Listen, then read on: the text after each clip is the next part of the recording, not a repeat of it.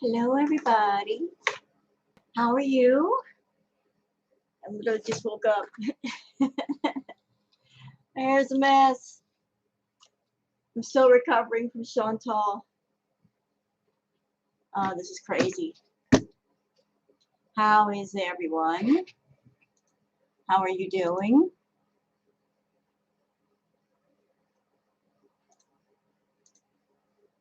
Welcome. Hi, Nightly. Good morning, afternoon, wherever you are. I'm getting up late. I don't know what time it is where you guys are. Just got my mid-afternoon morning coffee. Hi, Sugar Candy. Oh my God, I'm still tired from last night. The madness that was Chantal just went on literally all day and all night. She wouldn't go to sleep.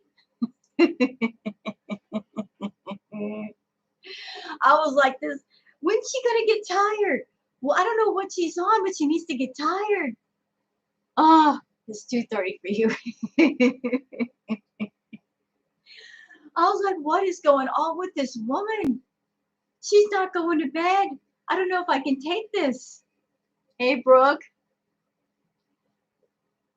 Literally all day and all night with her. I am so sorry if I was hitting everyone upside the head with reaction after reaction, but it's just like she wouldn't stop. How's the pregnant mama? She's good. She's real good. She's eating. She's loving all over me. She'll probably be up in my arms in a little bit because that's what she does when I'm wearing a hoodie. She wants mom to hold her because it's nice and warm. But mama's good. Sparky's good. So like I apologize, y'all, if you were like, man, I got too much stuff to look at here on this channel right now, like 6 reactions in a row. Rose, you're giving us too much stuff today. I just can't with her. I can't with her. So yeah, yesterday was crazy. This morning was crazy. I didn't get to bed till 2:30 in the morning. I couldn't go to sleep. Chantal just kept up with her nonsense. I was just trying to keep up. Trying to keep up. Like, I don't know. I don't know what she was on last night, this morning, but she was on something. She was getting me real worried because you could tell she was exhausted.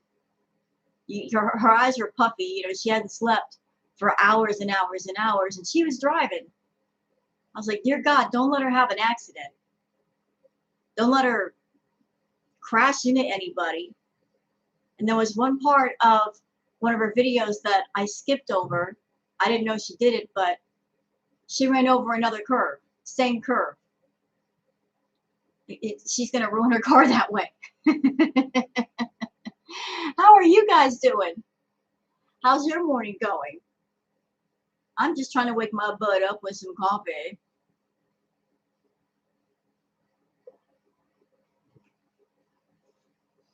I'm still in like post Chantal recovery.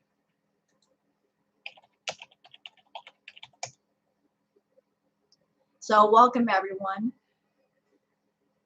I wanted to kind of squeeze some time in for y'all before I get started with my day. The 3 of them are doing this reviews. It's just gone so far. You know, I got thoughts on that. And I want to share those views in a respectful way.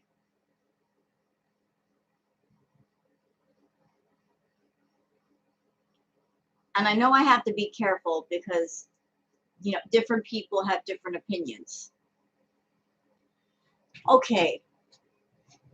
So I'm sure a lot of you are aware that Pete did his video talking about his depression, right?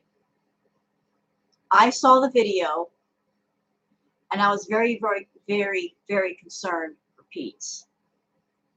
I know that Chantal lies and you can't believe anything she says, but I watched his video Hi, Oceana.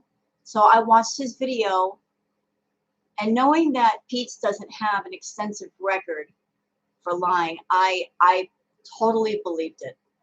Hi, Desiree. I was worried for Pete. I was very worried. I'm like, this is bad. I know that he's been in that house with the cats and himself, and you know, I believe he suffers from depression. I believe that part is real. Absolutely, 100%, no question. So he did his depression video, and then yesterday was just a collection of madness. I mean, I was there for the whole thing.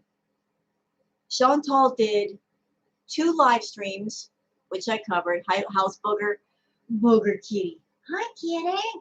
Hi, girl. She's coming over here now. She's probably going to jump up here. So Chantal, like, I want to ask you guys what you think. I'm going to just lay it all out for you and ask your opinion.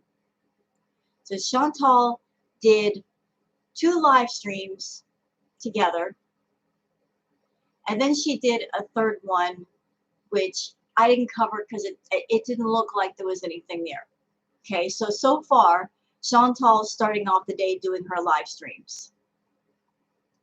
And then Natter did a live stream, which lasted for over 5 hours, right? Over 5 hours. And in his live stream, he was going after Chantal, saying all kinds of stuff about her. He played her video and was reacting to it. His chat last night was the biggest I've ever seen. Absolutely huge. People were there for the tea. They were there for him roasting her. All right, so far we got Chantal, followed by Natter. Hi, Ginger. Followed by Natter. He was doing his live going after her. In the midst of that, Pete's did a live saying, "You mad, bro?" Then Chantal jumps on, does a few more lives back to back to back. Hi, Tiger Paw, going after Natter. And she literally didn't stop until wee hours of the morning. So here's where I'm getting stuck. I'm asking you guys' opinion. So if Pete's were not associated with Chantal, and Chantal has been known to lie, and Pete has admitted that he would lie for her, I would not doubt what he's saying. I don't doubt that he suffers from depression at all. And why did I decide to go back to reacting to Chantal? Because people were asking me to. So I just wanted to, make people happy, and I still had some things to say. Okay, going back to what I was saying. So if you look at everything from further back, it just looks like everything was planned. Everything was planned. That one person would do a live, and then another person would do a live, and then another person would do a live, and they would just all like triple tag team each other.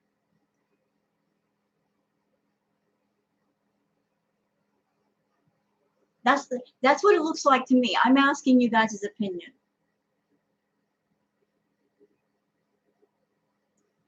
When Pete did his depression live, he was using a lot of very concerning language that got everybody very concerned, sympathetic for him. He was saying, things are really dark right now. That's concerning language. He said, I'm in a dark place and I don't know if I can make it. That's very concerning language. He said a lot of things that pointed in the direction of he was close to something happening to himself. And it got a lot of people just really, really concerned. Oh, I do not doubt that he is depressed. He suffers from depression. He said that before. I don't doubt that part. I don't doubt that part at all. I don't doubt that part at all. I mean, he went to counseling for depression before, so that part is real. But then last night when he did a live, he seemed fine, and he kind of did kind of a Chantal thing. You know, Chantal in the past, you know, she's said things without saying things, and then she'll walk it back and go, "Well, I never said that. I never said that. You guys thought that, but I never said that." And he kind of did the same thing last night.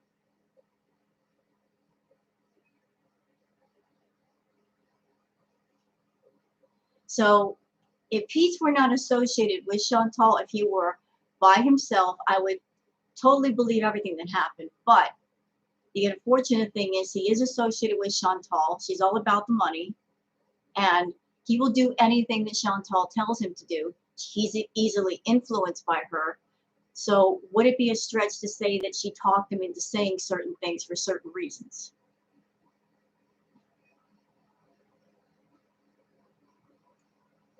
There's just so many angles to look at. There's so many things that you just look at and go, I don't know, it could be this way, it could be that way. It is confusing. And like I said, I believe he has genuine depression. That's not a lie. He has said that, but he's with Chantal. She's about the money. If she asked Pete to say certain things for certain reasons, he would certainly do it just because he cares about her so much. And also because he's living in the house and she's paying the bills. And whether or not he's suffering from severe depression or not severe depression, he still needs to seek help with it. Anybody who suffers from depression should seek help. It doesn't have to get severe for someone to seek help. It doesn't have to get really, really dark to seek help. If you're feeling depression, you should just seek help immediately. Don't wait until it gets to a severe degree. Bye, Nightly.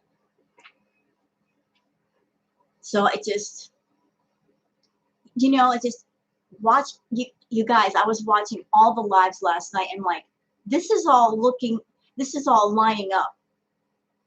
I mean, if you put it all together, if you put his lives together with Chantal's and Natter's, it just seems like it all lines up a certain way.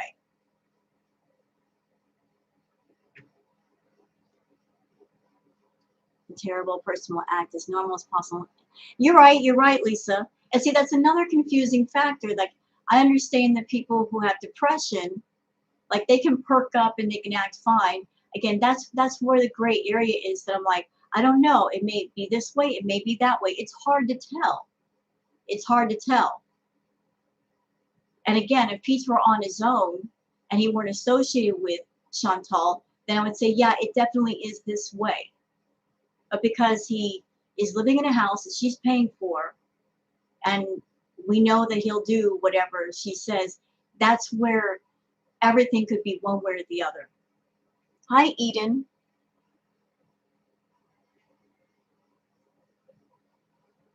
So I guess this is one of those situations where you just step back and you kind of like waiting to see and get more information and see if what happened last night happens again. And then if it does, then you know for sure that something don't look right.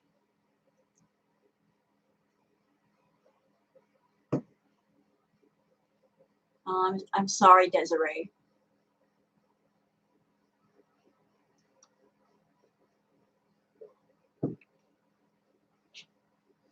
If Pete's suffering from depression, he should absolutely seek help.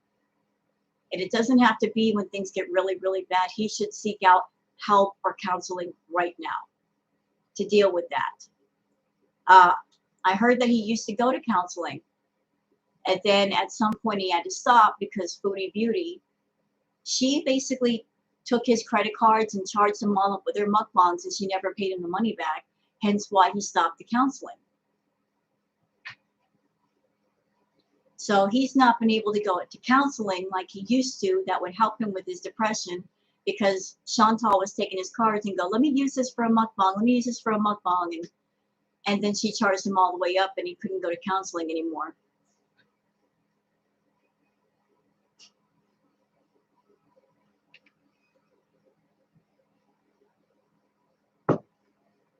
I'm sorry for your loss, Desiree.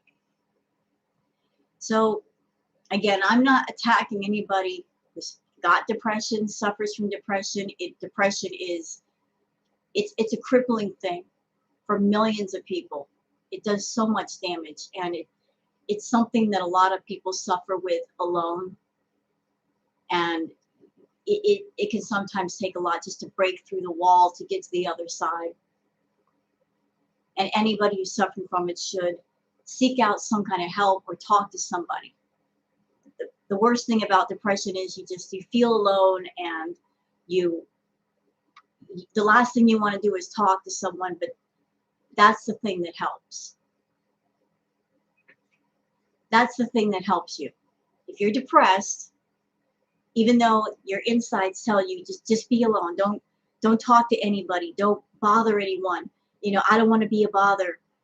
If you're feeling depressed, you're not being a bother by reaching out.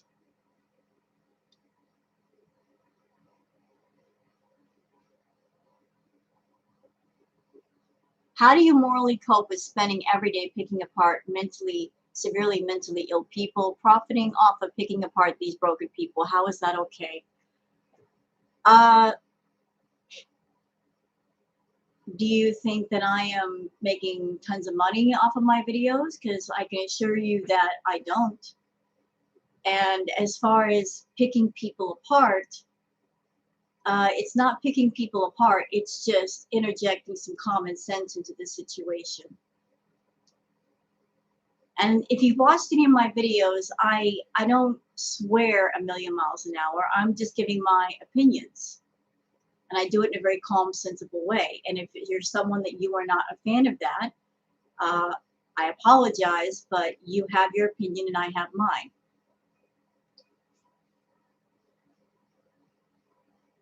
There are so many people doing what you're doing that is not helpful criticism more than it's actually vitriol.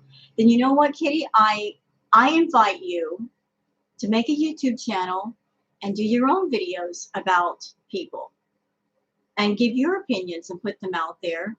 And that way people can watch you and learn from you. She's not going to take your advice. Well, people still want to hear the opinions anyway, and that's why they subscribe here. And if you're not happy with the things I'm saying or anybody else is saying, you don't have to listen. I mean, you are on YouTube. You're free to go where you want to. You are free to watch what you want to. I mean, it's freedom of choice. And NGA says, these people can choose not to put their personal life online for all to see either.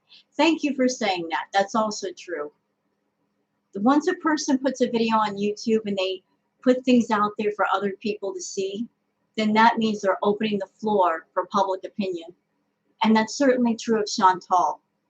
She does live streams. She could easily do edited videos. She doesn't do that, although she should, because hours of live streams are ridiculous.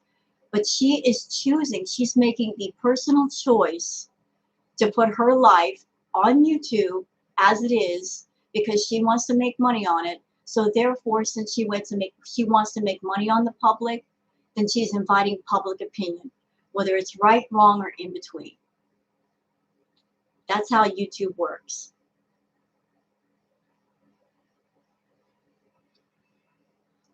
They do bad things. I'm not doing anything bad. Have you watched a lot of my videos, Kitty? Because if you had gone through a lot of my reactions, then you would see that not everything I say about Chantal is what you would consider bad. Not everything I've said about her is what you would consider bad. Because I've said, Chantal could have the best life ever. She's making plenty of money. She could do great edited content. She could Eurobees if she wanted to, go to Europe, show us all different parts of Europe. I would love to see that. I would love it. If she said, hey, I'm Foodie Beauty and we're in Europe and let's go to wine country. I would easily react to her if she did positive content. I wouldn't stop reacting if she didn't give me negative content. I'm here for the positive content. The problem is she doesn't give us any. She insists on the lazy, negative, toxic live streams that trigger everybody. Everyone. Everybody. Instead of going in the direction of positive content, which she could easily do, she does negative content. She's hit every triggering point that she can to make money off of. First she did mukbangs, which she shouldn't have done because she's got a problem with food, and she's basically exploiting her own ED. Then she moved on to drugs, drug abuse, showing off the drugs, again, triggering for people, talking about drug addiction, and basically making a mockery of people that have gone through getting help for that. Then she moved on to SA, then STDs, okay? And nobody's supposed to say anything about that? We're not supposed to comment on that?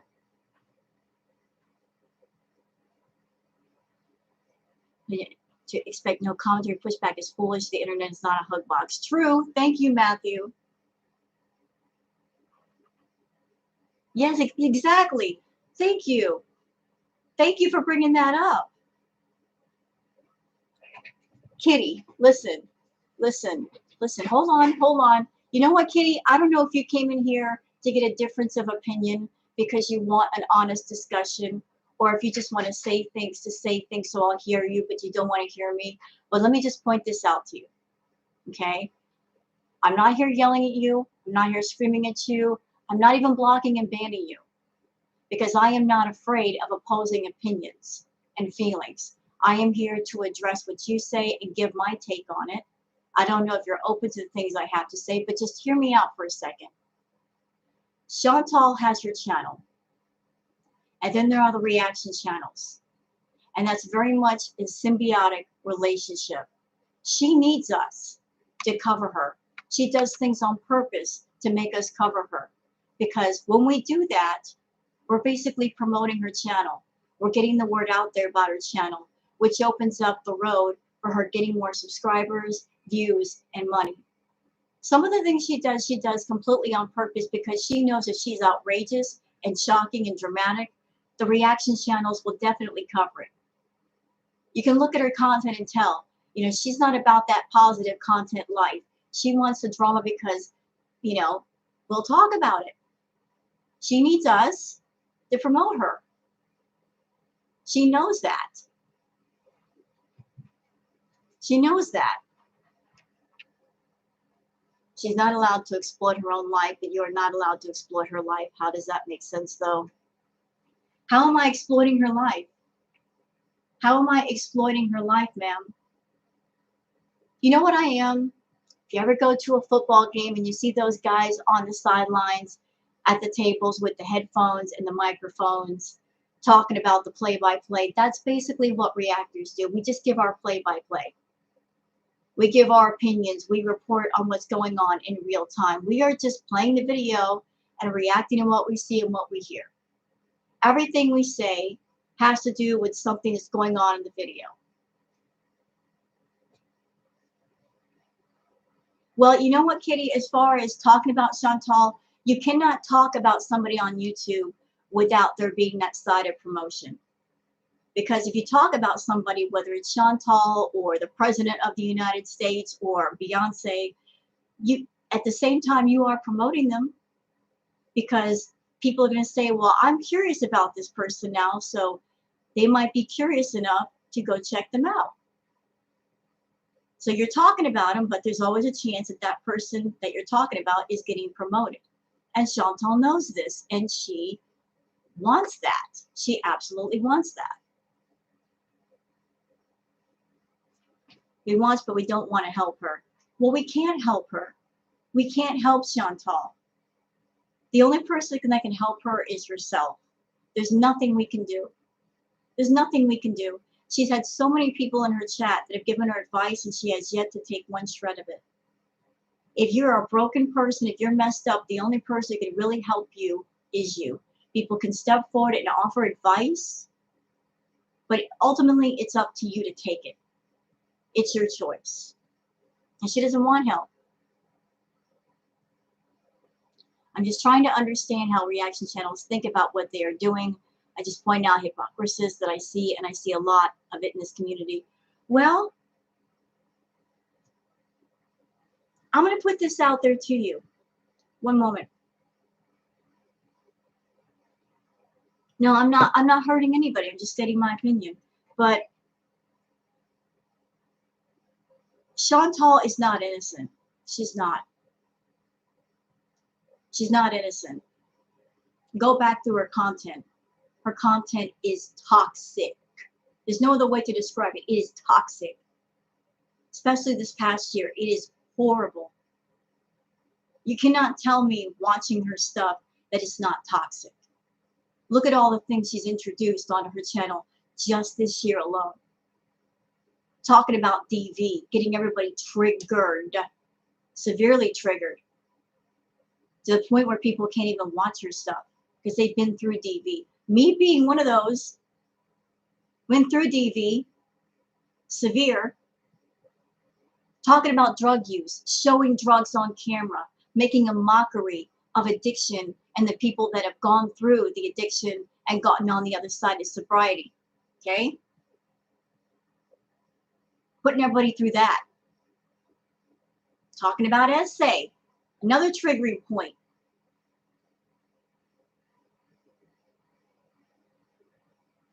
And all these things are supposed to happen, and we're not supposed to talk about it. We're not supposed to comment on it. We're supposed to leave it alone. No. She put herself on YouTube. She put herself in the spotlight. She's doing it for money. You can make content without including toxic subjects that trigger people, that affect people, but she's always looking for something to one-up herself. And she doesn't give a damn how it affects other people, if it hurts other people in some negative way. She just wants the money.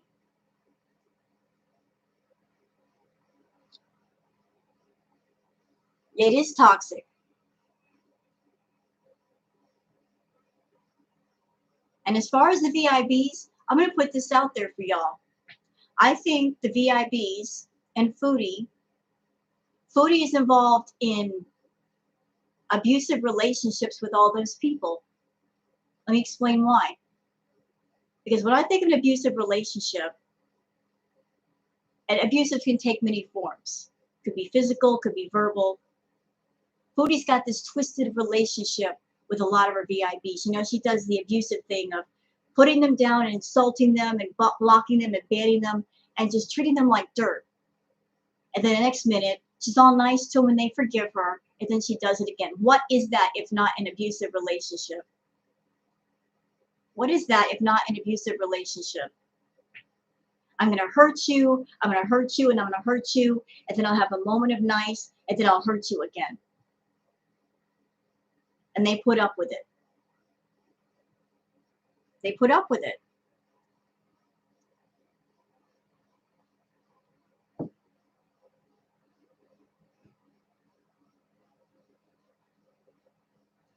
Yeah, exactly. Some of her VIPs, they know she's got a problem with food, and they encourage her to eat. Listen, I've been in her chats.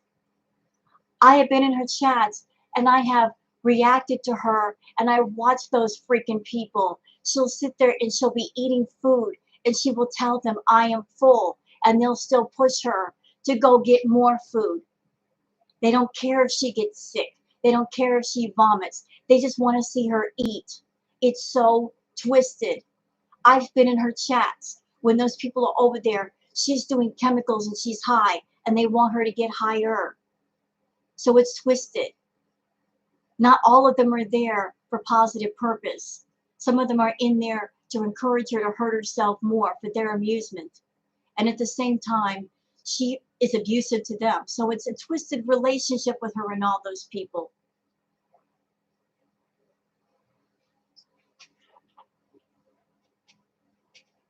I know, Hippie Co. You can come in here and talk with me, with the people in here, as long as you do it in a respectful way. If you can do that, you can stay. If you want to be disrespectful, you can go. If you don't like it here, if you've got an attitude, you can go. As long as you're respectful, you're allowed to stay, but I will not put up with people being disrespectful in here. I will not put up with that.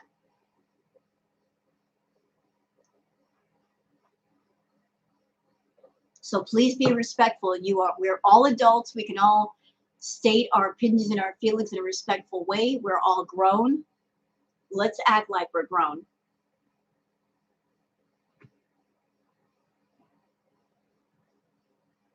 If you watch my reactions, you know that I don't do a whole lot of swearing. I put my opinion out there in a respectful way. Same thing with my chats. We're all grown people. We're not children. We know how to use our words. Let's do that. Let's use our words and convey our thoughts to each other.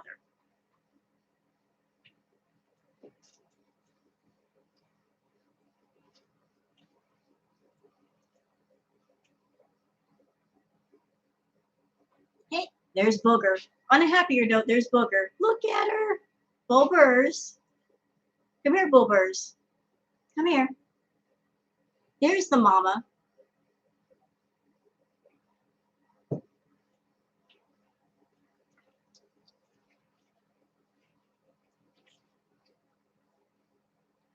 If you try to comment when comments are open on your channel, you get name called and all sorts. Are you talking about Chantal? Yeah, you do. Or she'll block the comments. She likes to block comments from time to time. Oh, look at the girl.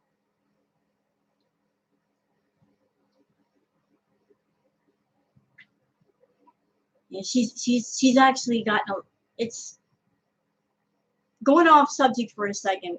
Booger had me worried. She had me worried. I just scratching my head because her belly got really big and round, and then it just started getting smaller. I'm like, what's going on here? Why is her stomach getting smaller? And so I, being the concerned grandma, I went online looking for information. Is this normal? Is this right? Then I was reading on false pregnancy. Can't be false. I have a male in the house. He did the job. How does that work? Then I read that as they get further along in their pregnancy, the embryonic sacs for the babies get smaller, and that can cause that to shrink. But thank you, Shanna. He got Chantal back, and look at the big bucks. He raked him with the live stream last night. He knows exactly what he's doing. Well, you know what? I think honestly that the whole whatever between Chantal and Natter, that was all a cash grab. Is the pups? Is the kids descending to the pelvis? I believe so. She's getting close. Next couple of weeks, she's getting real close. Booger, come here. Come here. Come here, baby. Oh. Let me just pick her up carefully. Okay, so there's the mama. You see her belly. See, she's not as round as she used to be. She kind of slimmed down a bit. But she's all about the attention, and 2 nights ago she was looking for a place to nest. She was walking all over the house.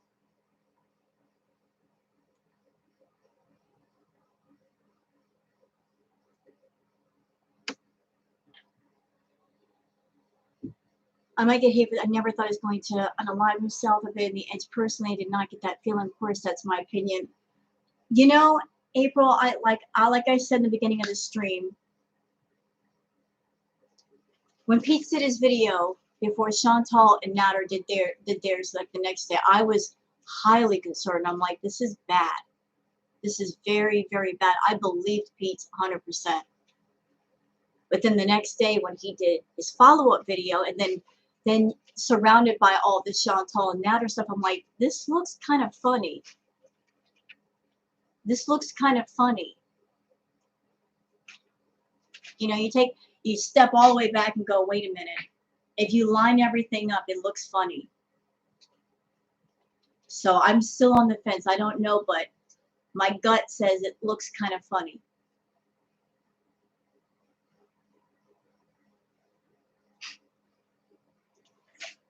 Have you made her a nesting box? Well, I did. She's got a birthing box, but then another cat owner that I know, a friend of mine, says, you know, and they were right. A cat is going to have the babies where she wants to have the babies. You can have a birthing box, but it doesn't necessarily mean she's going to use it. But I still have one, so when she does have the babies, they got a safe place to be. Do you think Natter is really done? No. No. No. I said this in my reacts last night, y'all. If they were done with each other, they would burn both bridges and be done. He's threatening. He's got messages that she had. He said in his 5-hour live last night that he's got stuff on Foodie. He's threatened that before, though. He hasn't released it. Then in one of her lives, she said she's got stuff on him, but she's not talking about it. So they have stuff on each other, but they're not talking about it. And we're waking up today. Big question. Is the Natter channel still up? Because that's Foodie's channel, right? She created it for him. It's under her name. That's her Google AdSense account. Is it still up? Yep. So why isn't it been deleted yet if she's done? Why not? Why is it still up? I mean, you're done with somebody. If you create a channel for them and you're done, channel should be gone, right? Push the button. Get rid of the channel. It's still up.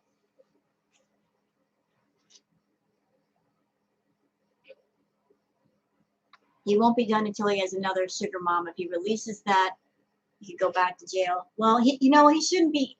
He doesn't have to release whatever it is he has on Chantal if he's got anything. He could just get a job, make his own money, and walk away. If money is the only thing that she's got to control him, he can make his own money and break that cycle. He could break it.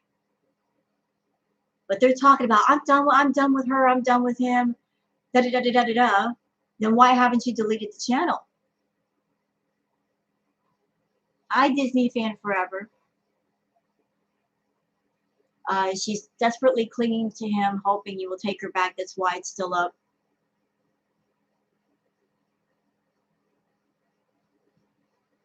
You know what?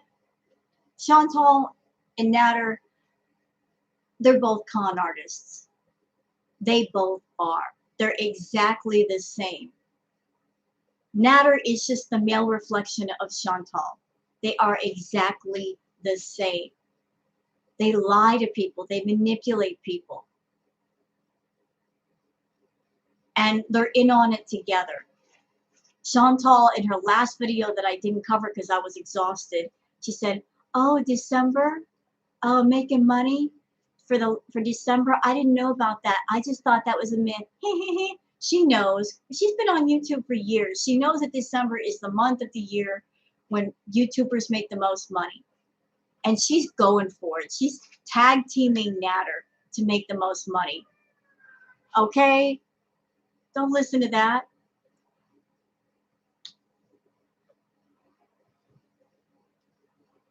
Yeah, she met her match with Natter. And then some.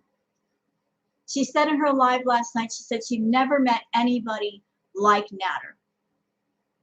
Well, yeah, because BB was easygoing. Pete's was a doormat. She's never met anybody that will buck up to her. And she's intrigued by it. And she looks at it as a challenge. And she's determined to win the challenge no matter what. Her ego and her pride won't let her walk away. She doesn't want to be defeated. So she's going to stay in the race long enough to get a win somewhere.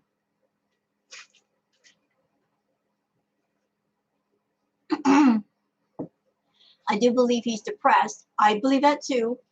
That's not fake. Believe that 100%, but not unalive zone. The video Pete did was in poor taste, and then he turns to the audience that he dumped this on and said, I never said I wanted to unalive myself. Yeah, he said that. That's what got a lot of people turning their head, because in the depression video, he was using a lot of very strong language that pointed in that direction. He didn't do a video and say, I'm really depressed, you guys, and I'm just feeling down. He went in that direction. He used a lot of that concerning language. So hi, Nancy P. Nancy P in the house. Don't drink too much Starbucks, girl.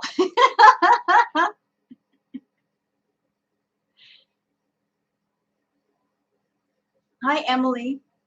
So nobody would have had a problem if Pete did a depression video just talking about his depression and just saying, I'm feeling really down, my thoughts are scattered, I just feel really bad right now and I don't have a lot of energy. He said some pinpoint things that pointed in a certain direction, which got people really, really, really concerned. And then the next video said, I never said that I was going to do something harmful to myself. You know, you did, but you didn't. You did, but you didn't. You said certain things that got people concerned for you, Pete. And then you're kind of going to slap people in the face with, I never said that I was going to do this to myself. Well, you were kind of talking that in that direction. And that's why a lot of people were like up in arms and I'm concerned for Pete and he needs to go get help. And yes, he still does because he's got depression, but you were pointing things in a certain direction. A lot of people were scared for him. A lot of people. A lot of people. He said he was tired and all kinds. I'm not surprised at all the cops showed up. Well, the cops came there to do a wellness check. That's how concerned he made people, is that somebody somewhere called in a wellness check. And it pissed Foodie off. She's like, why are the cops being called? Like, what are they going to do? Well, Foodie, if they do a wellness check, and if somebody needs medical help, they will get medical help of some sort. They'll know who to call. What do you want? You want the fire department to come out there? You want the paramedics? The cops are going to come out there and assess the situation first. That's what they do. They don't just arrest people. They go out and check things out because they have the authority to do so. What is this? No coffee for a week? Why? The madness of it all. I wonder who called the popo. I don't know. I don't know. Some concerned citizen. They take them to the hospital. But you got to know, if somebody called in a wellness check, he was saying some pretty severe, concerning things. Because he wasn't just saying, I'm depressed right now. He didn't say, I'm this level of depressed. He was up here, allegedly. He was way up here. And people were concerned, like, can something happen at any minute? Can it happen at any minute? We don't want something to happen, so something must be done here. Hi, Amberlyn, shitty camera. Nancy, I don't want to believe that. I really don't, but certain things look funny to me. I watched all the lives last night from everybody, from Pete, Chantal, and Natter, and it just seemed like everybody was triple tag teaming each other. Because all three channels did extremely well last night. Pete's probably got more super chat money than he's ever gotten. So did Natter, so did Chantal. It wasn't just double tag team, it was triple tag team.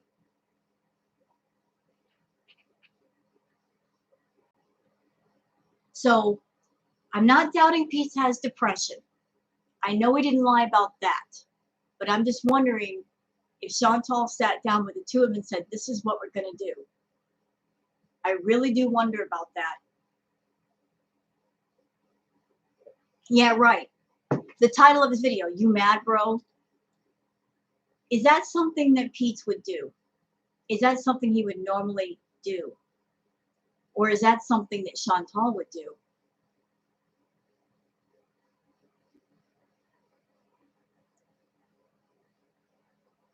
If Pete's were by himself, not associated with Foodie, not involved in her mess, I would say, yeah, it's genuine, it's sincere, believe it all.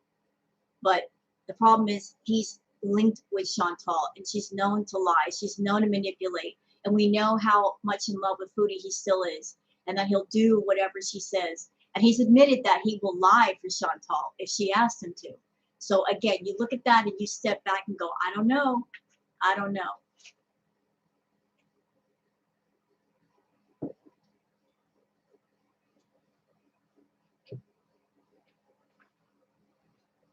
I think he's depressed, but I never thought he was going to unalive himself. We need to realize Pete's is just as weird and maybe as the rest of his coworkers. Yep. Maybe onto something, Rose. Pete does whatever Chantal tells him, regardless of what he feels personally. Well, he's living in that villa. Who pays the bills there? Who pays the rent? Who pays the bills and the rent there? Not him. He doesn't have a job right now. He's unemployed. Who's paying for all that? So if somebody is paying for your rent and your bills and you're living in a house that your name is on the lease, but you're not able to pay for anything, and the person that's responsible that is paying for it, and they ask you to do something, are you not going to do it? Are you not going to do it?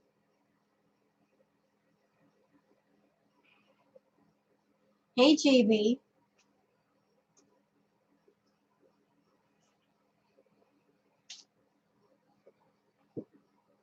You're giving them far too much credit. I don't think they're clever enough to pull something like that off. Hold on a minute. Sparky. Leave her alone.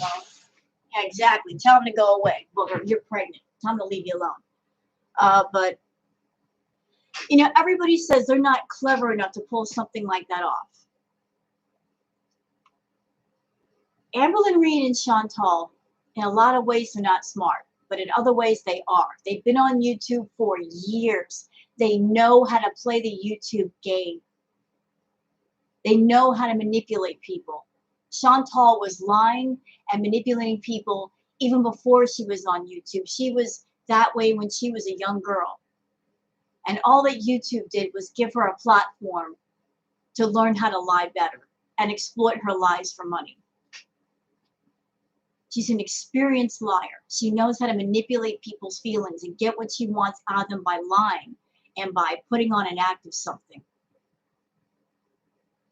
So, you know, she knows how to fake cry and get people concerned, and she knows what things to say to get people concerned.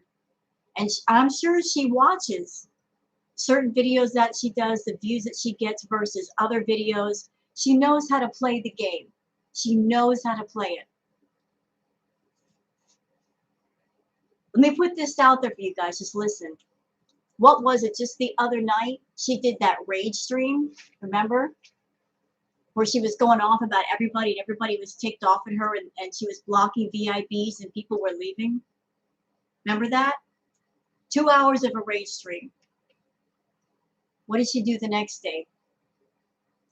What did she do? She did these pity poor me live stream, right? She did 2 of them yesterday. 2. Saying he doesn't love me and I'm so sad, I've been used, blah, blah, blah. Watch the VIP chat from those videos. The people in there aren't mad at her anymore. They're sympathetic. Oh, yeah, he used you. Sparky, she's pregnant. The bun's in the oven. You can't put one in until the other one comes out, son. Leave her alone. So those live streams that she did after that rage stream, she was crying and she was doing it for sympathy. It was a deflection to get people to stop being mad at her and start giving her super chat money again, to get the memberships again. And you know what? It worked. She started getting super chats. People were like, yeah, he used you, girl. He used you. You're right. He's a bad person. And she was crying over him all day. You know, and she flipped the script from everyone being mad at her to everybody being on her side. She did it on purpose. I'm going to take your rage and I'm going to turn it into sympathy and pity. And by doing that, I'm going to turn that into money. Then once she got the sympathy and the pity, she went even further. I'm mad at Natter. I'm so mad at him. He used me. So from rage, sympathy and pity to this could be it. This could be the moment that I break up with him. It's real this time, even though the other 1,600 times they weren't real. I'm angry. I'm going to go get my stuff. And all the VIPs were like, yeah, Chantal, yeah. This is what we've been waiting for. A new era is going to start. You're going to get away from him. And she was insane last night. I don't know what she was hopped up on, but she was on something. She was fun. Driving to his house. And I heard that Natter allegedly put her stuff on the porch, but she didn't go get it. She left it there. She left it there. But she was calling him on the phone, and he hung up on her, and it was madness. Madness. Oh, hi, Teresa. Exactly, JP. Chantal has no moral compass. She has no bottom. There's no line she won't cross for money. If it means money, she'll do it. She doesn't care if she's got to humiliate herself, embarrass herself, make herself look like a fool. She's all about that life.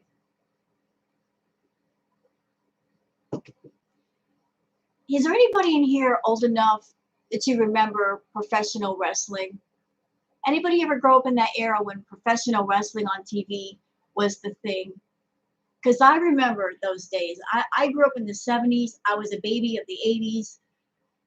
And turning on WCW, WWE. I remember all of the old classic wrestlers like Dusty Rhodes, Harley Race, the Funk Brothers, Jake the Snake, the Heartbreak Kid, Shawn Michaels, Hunter Hearst Helmsley, Generation X. Yeah, I was big into wrestling. Big. Gold Dust. Yeah, Macho Man, Randy Savage. Oh, yeah. Remember that? Good times. Good times. The American Dream, Dusty Rhodes. Oh, good times. Good times. Why am I bringing this up? The Rock has come back to California. What's your opinion on that? It doesn't matter what you think. Why am I bringing that up? Because I grew up in that era, and I remember watching wrestling. You had the baby faces, which were the good guys, and then you had the heels, which were the bad guys. And I think on YouTube, Chantal is like the non-wrestler version of a heel. She's the role of a heel, and she has fully embraced the role of her heel. Like woo! Ric Flair, the nature boy, Ric Flair, styling and profiling. I think Chantal, she loves the fact that she's the heel. She loves the fact that she's the heel on YouTube. She likes people booing at her and all of the people that are booing at his. She embraces that. She doesn't want to be the baby face. She gets off on being the heel. Steve Austin was a hottie when I was younger. What? What? And that was his thing. What?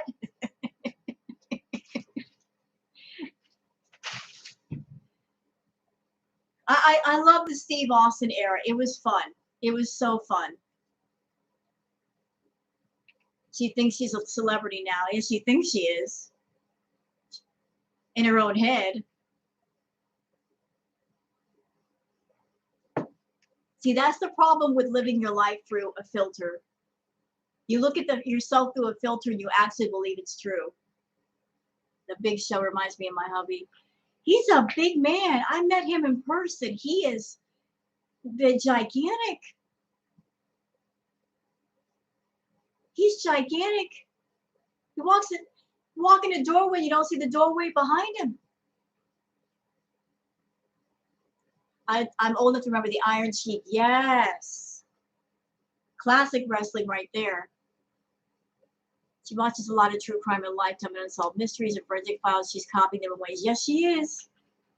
Owen Hart. Yeah, that was very sad when Owen Hart passed away.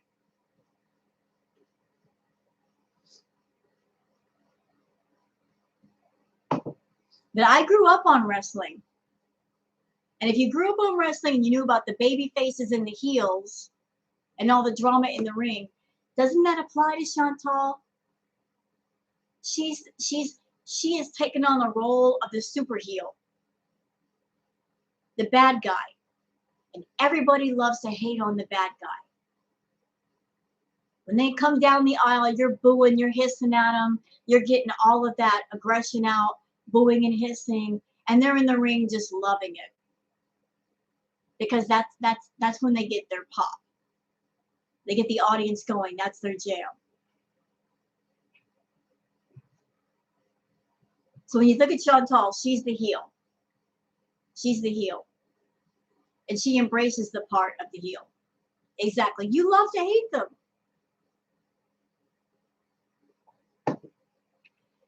Because it's not as exciting to see a wrestling match with two baby faces fighting each other. You want the bad guy. You want the bad guy in the ring. Boo the bad guy. I'm going to close it, donate. It feels so good. Wonderful, Brooke. Wonderful. I'm in to use the Western Union to send money to someone. Nice. Andre the Giant. Hulk Hogan. Man, those were the days, weren't they? Those were the days.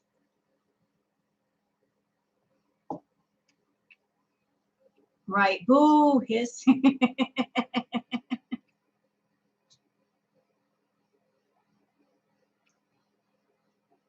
They love to hate Natter. You know, the thing is, I think one of Chantal's problems is that she's not incorrect thinking that drama makes money. She's not wrong on that, you guys, because drama does make money. It does make money. She knows that we look forward to her rage streams. She knows that. She knows that that's what we live for. But she doesn't understand that too much is too much. A little bit of drama is not unhealthy, but too much is. Too much drama is toxic. And it can be a lot for people to take. And you got to know when to reel that back in. Hi, Lilith. The Sheik was huge. That's her hustle. Drama makes money on YouTube. And it gets the views. Yes, it does. She reads the farms. She does? You know that for sure? She reads the farms? You think so?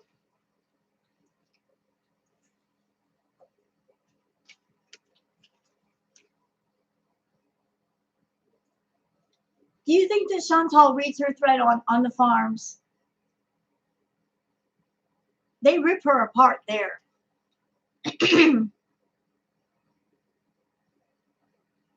But Chantal, this is how she makes money.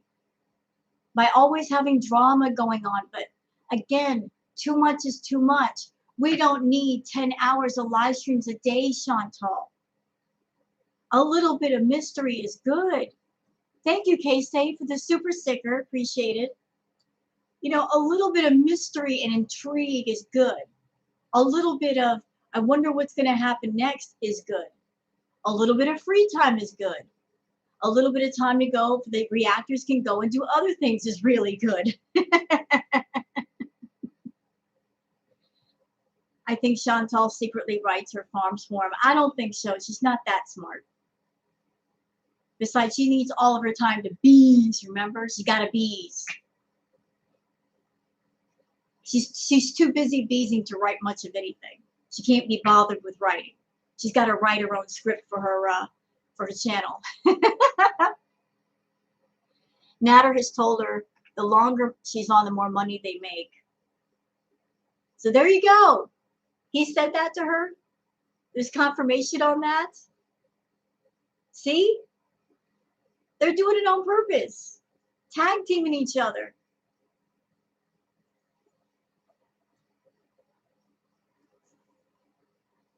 I mean, she was doing her live streams by herself, and then she got Natter into the live stream thing, and then they sat down and cooked up this thing of, okay, for extra drama and extra views and extra money, we'll tag team each other.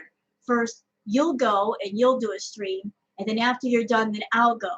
And then after I'm done, then I'll go. Or it's not like that. We'll stream at the same time and really get everybody talking. Really get the drama cooking. Problem is, the reactors can only handle so much at a time. How can you react to one video and another video at the same freaking time? You just can't do it. You can't record freaking all these different freaking videos at the same time. What? You need multiple computers. There's only so much we can cover at once. Hi, Tiffany. Like literally, I was sitting there.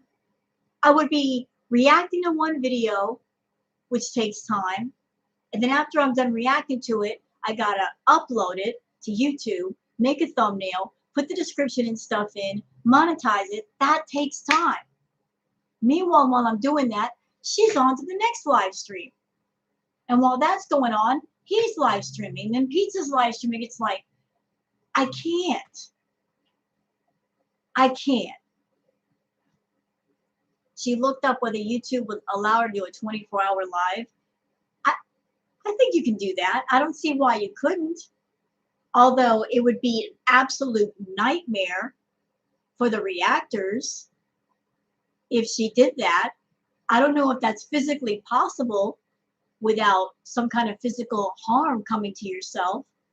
I mean, can you imagine staying up for an entire day, no sleep? You'll start going delirious. You've got to sleep sometime. You got to sleep sometime. And you know what? If she's got certain chemicals going on, I don't doubt she could do it.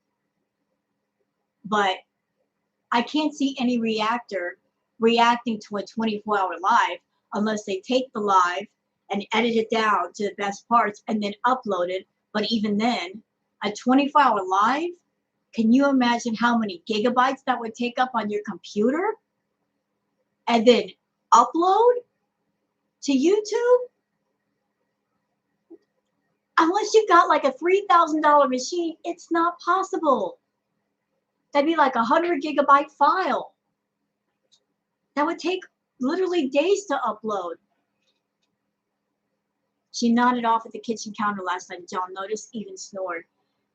I believe it. She was up for hours. She was babbling.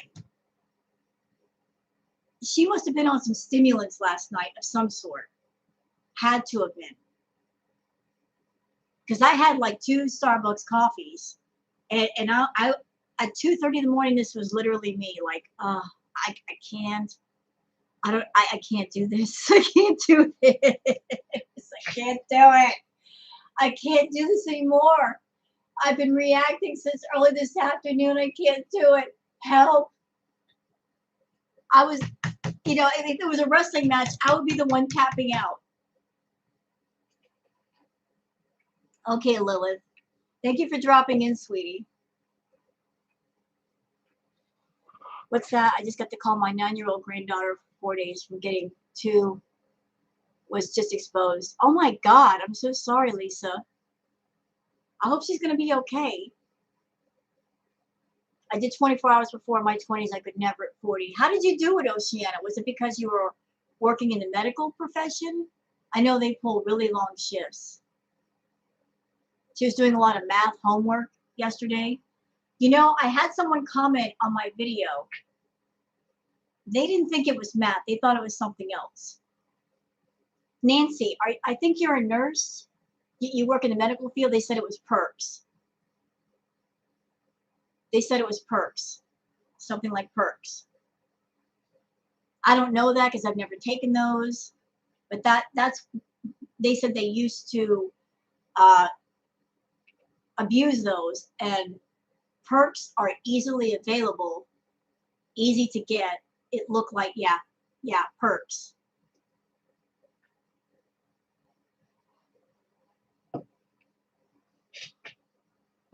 That could be from perks. And then last night, Chantal said something weird at the end of her live. She needed some cough syrup. She needed to drink some cough syrup. And I'm like,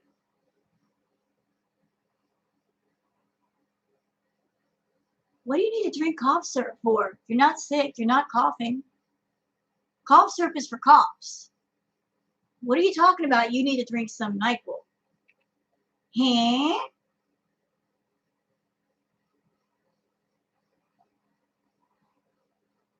They make you sleepy. But she was all about, I need to go home and drink some NyQuil. And I'm like, what for? You're not sick. Could she be making lean? Well, as far as lean, there's other ingredients that are needed to make that. I looked that up years ago. Just because everybody was talking about it, I'm like, what is this crap? You need cough syrup with codeine in it, soda, like some kind of candy. That's what that is. I think she was wired last night and just looking for something to put her to sleep. And cough syrup does have a lot of alcohol in it, I think, and that's what relaxes you and makes you go to sleep. One of her VIPs told her earlier in the stream to take NyQuil. See, aren't those just helpful people? She's already high. She's got something in her system. And they're saying, go ahead, Chantal, put more chemicals on top of that.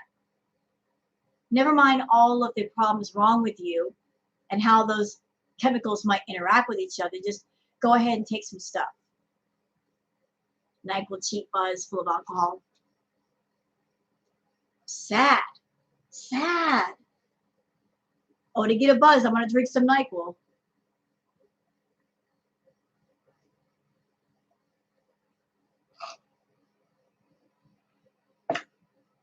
She's in cornbread week again, people. I get vexed. I'm sorry that happened to you, Lisa.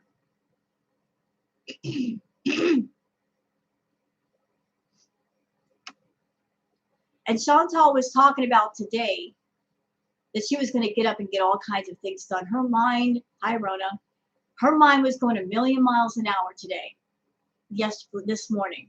She's like, I need to get up early in the morning. I got to get appointments done and get the cats groomed. And I'm like, there's no way you're going to get that done. It's like going on like 3 or 4 in the morning where you are. How are you going to get up early to get all this stuff done? But, you know, she was wired. She was wired.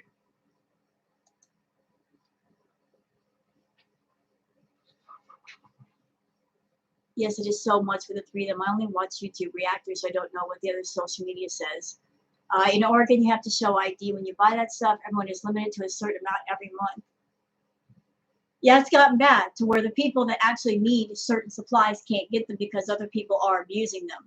It's ridiculous. The people that are honestly sick that need that would take it correctly can't get it just because other people are stupid with it. And she was wired. I watched her stream last night. Even if all you do is watch the last react that I did last night where she was driving over to his house, watch it. She is like talking herself in circles, talking a million miles an hour. She can't stay on one thought for more than a minute. She go from here to here to here to here, back to here, back of theirs, back there, back here, back. She was fun. She was fun. And she was driving. And I'm like, I'm praying she doesn't get into an accident. I'm praying she doesn't hurt anybody. This is scary. Please, God, get her off the road. Please get her off the road. It's dark. It's bad weather. She's been up all day. She's wired. She's not thinking right. Get her off the road.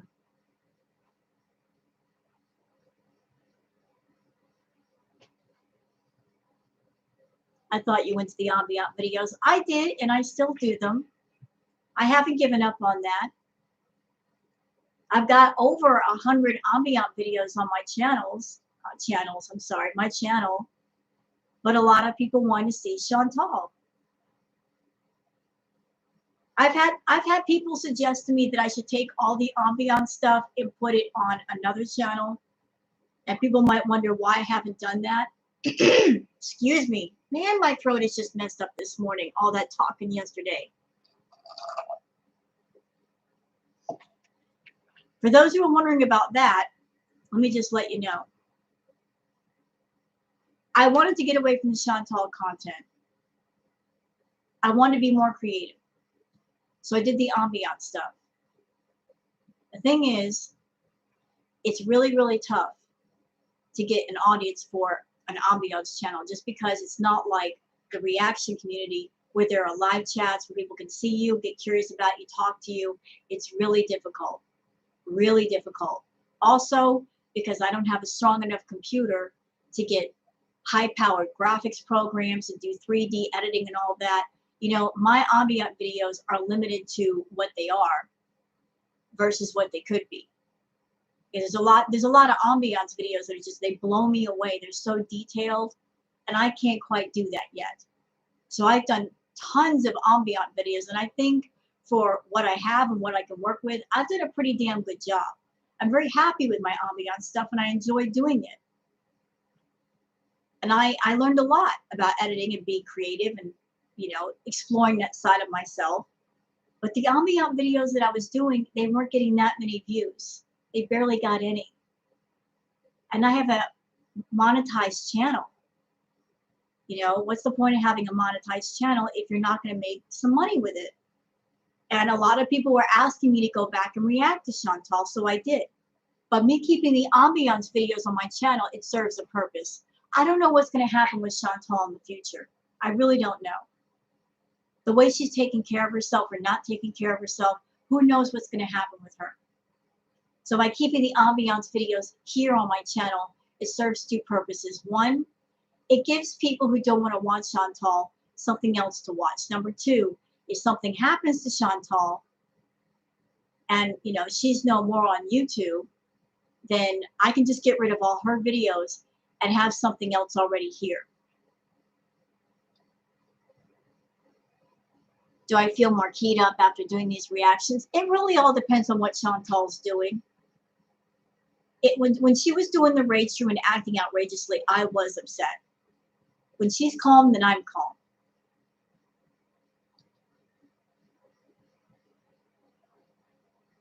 You seem calmer when you weren't. I was. I absolutely was. But y'all got to understand something else. When I was doing the Chantal videos, I had a certain number of subscribers. And then when I started doing ambiance videos, a lot of people left because they wanted to watch Chantal.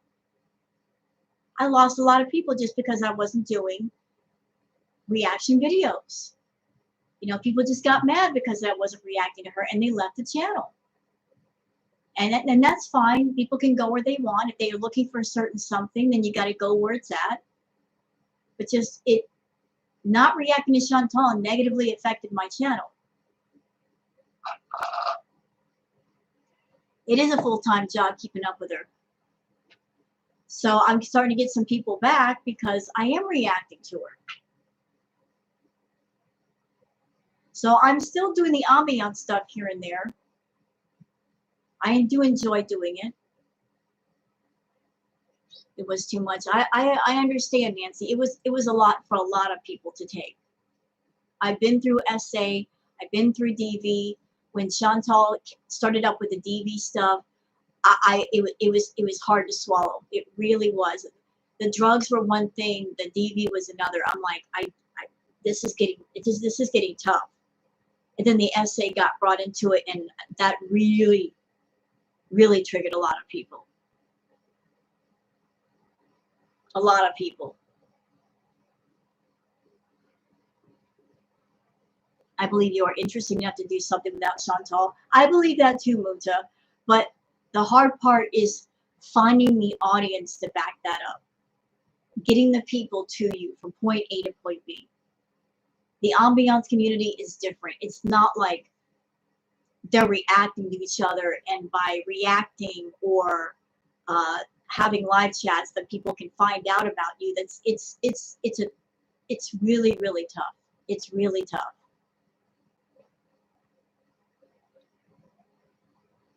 She already has a built-in audience. It took years. Right, right. I mean, if you're someone and you're on YouTube and you're looking to grow your channel, one of the easiest things you can do is react to somebody who's known, who already has a name that people are familiar with. If you put something that everybody knows about in the title, you're going to get views. It doesn't have to be to Chantal. You could talk about Beyonce. You could talk about Dolly Parton. You could talk about a world event or something. If it's something that everybody is already aware of and knowledgeable of, you'll get views just based on that. Just based on that, you'll get views. But to do something with your own two hands that has no association with something already known, that's going to take longer to get eyes on you. It's going to take a longer time to get eyes on you. It's going to take a longer time.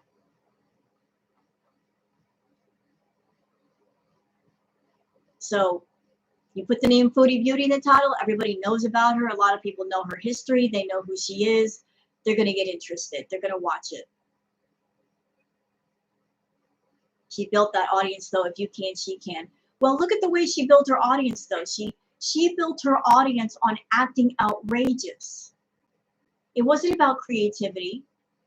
It wasn't about her being innovative or being a trailblazer. She built it on drama. So I'm not going to use those same tactics. So I don't have that tool at my disposal. She does, though. Chantal does outrageous things to get the views, and it works for her. But I'm not Chantal, and I'm not going to act that way. So I can't take that road, can I? I can't go that way.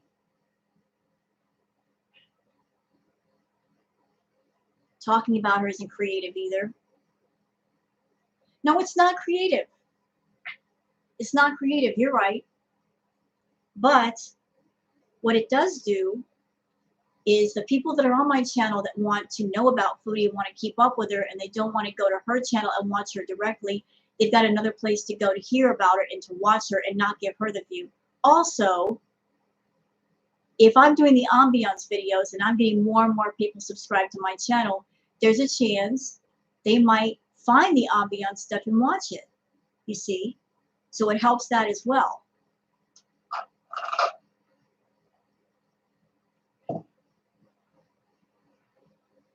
It plays to the lowest. So that kind of helps the ambiance stuff here too, because you never know. People who might want Chantal, they might like ambiance videos and go, oh, here is a reaction channel and they've got that kind of content. I might stay for both. I might stay for both. I might just watch just the Chantal stuff, or I might go over here when I'm not in the mood for it.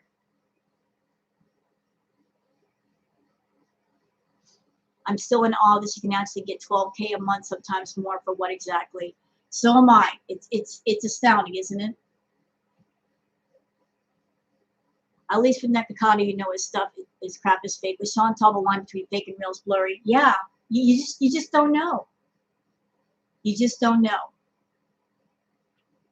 It keeps everybody guessing. And because everybody is guessing, they're looking for clues to see what's real, what's fake, and just trying to figure the whole thing out. You seemed more chill last night. Hang on, I came when you weren't reacting again. Please forgive me if I'm not as chill. Please forgive that.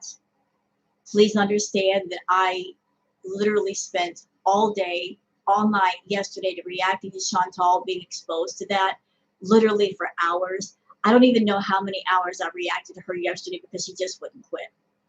I'm still chill. I literally just woke up. I'm having my coffee, so I'm a bit more alert, but I'm still chill.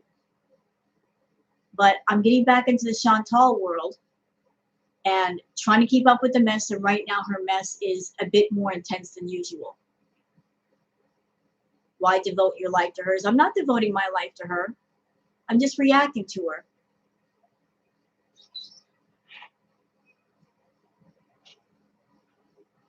It's unhealthy. Well, I respect your opinion, and you've given your opinion. I'm a reactor to Chantal. I react to her stuff because people want to watch her, and they're interested in coming here and watching her through me. So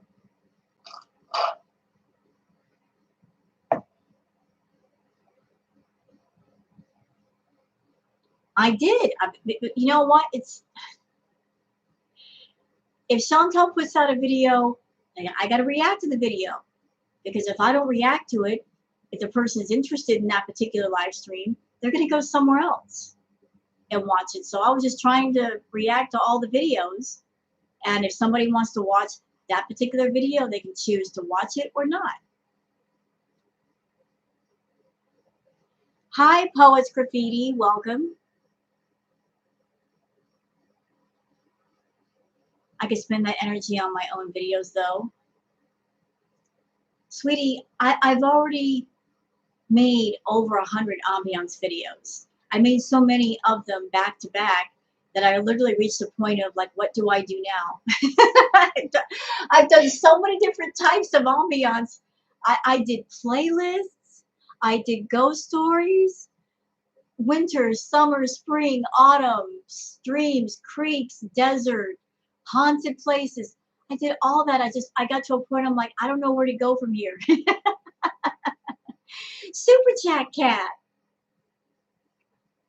I like to do different things, but after doing like 100 ambiance videos, I'm like, I've done so many different things. Like I don't know where to go from here.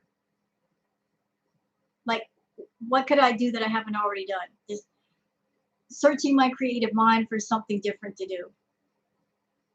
Hi, Super Chat Cat.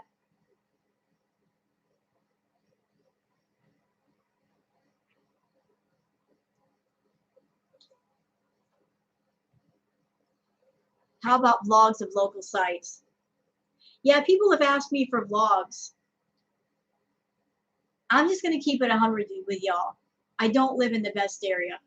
I don't. I live in a shitty part of Long Beach. And when I say shitty, I mean shitty. There's nothing pretty here. There's nothing aesthetically pretty here. There's no nice parks. There's no nice areas or neighborhoods to walk around. And this is a bad area of Long Beach. And I don't think you guys want to see that. Everything is just ugly here. Very ugly. And it's nothing that anybody would find as an attractive vlog. You know what I'm saying? And I'm just being honest. I'm just being honest. If there was a nice park somewhere where I could go and sit down and talk to y'all, I would do it. If there was a nice location, I would do it. There's nothing here. It's shitty. I don't live in the best area of Long Beach.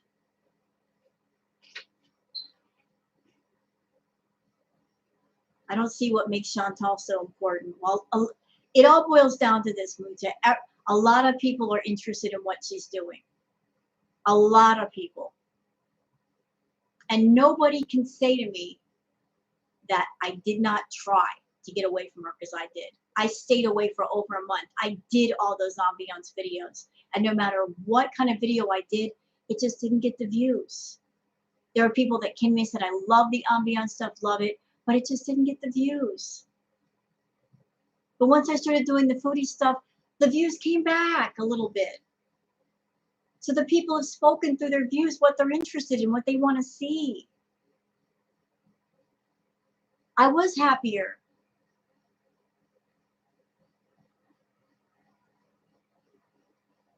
You know, if you sit there and you spend 3 hours doing an ambiance video and it gets like 59 views, and then you do one of Foodie Beauty and it gets 400, I mean, the people have spoken.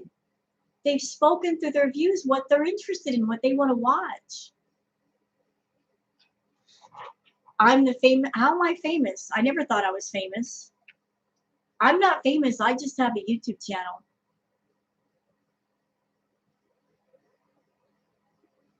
Well, thank you, Muta. I appreciate that. There's a bad part in Long Beach. Yeah, there is. There are better and worse parts in every country. But I don't want to do like a walking vlog or something because literally there's nothing within walking distance that I could show you that you guys want to see. I live in an area, and this is not me putting down homeless people, okay? I'm not judging anybody's situation, but this area, there's a lot of homeless people, and a lot of them walking around doing their thing, and some of them are, what's a good way to say it politely? You just don't know if some of them, if they see you with your phone out, they're going to get violent or agitated because they don't want to be on camera. And there's lots of them around here. There's nowhere that I could walk around where some of them may or may not be. And I don't want anyone to feel like they're on camera and being exposed or something. So like it's not like I could just go somewhere private and quiet and do it. This is a very heavily infested area of like homeless people. They're on the streets, they're by the buildings and all that. And I don't want to get them agitated. I don't want them to feel like they're being put on camera, and them if they're suffering from mental problems, it might lead to a confrontation.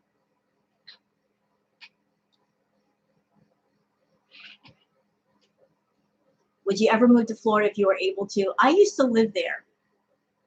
I used to live in Tampa. I would love to go back. Although I've heard it's changed a lot since I left. I would still love to go back.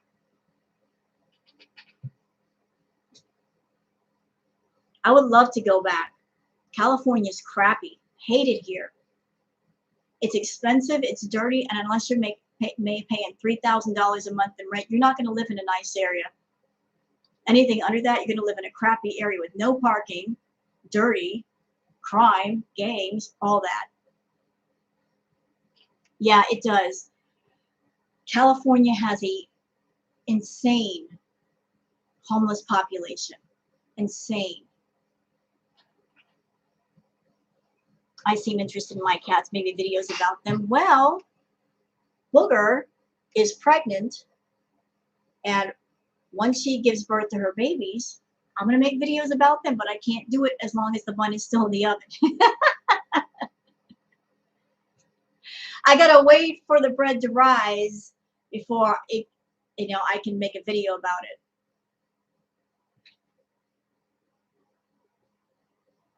You know?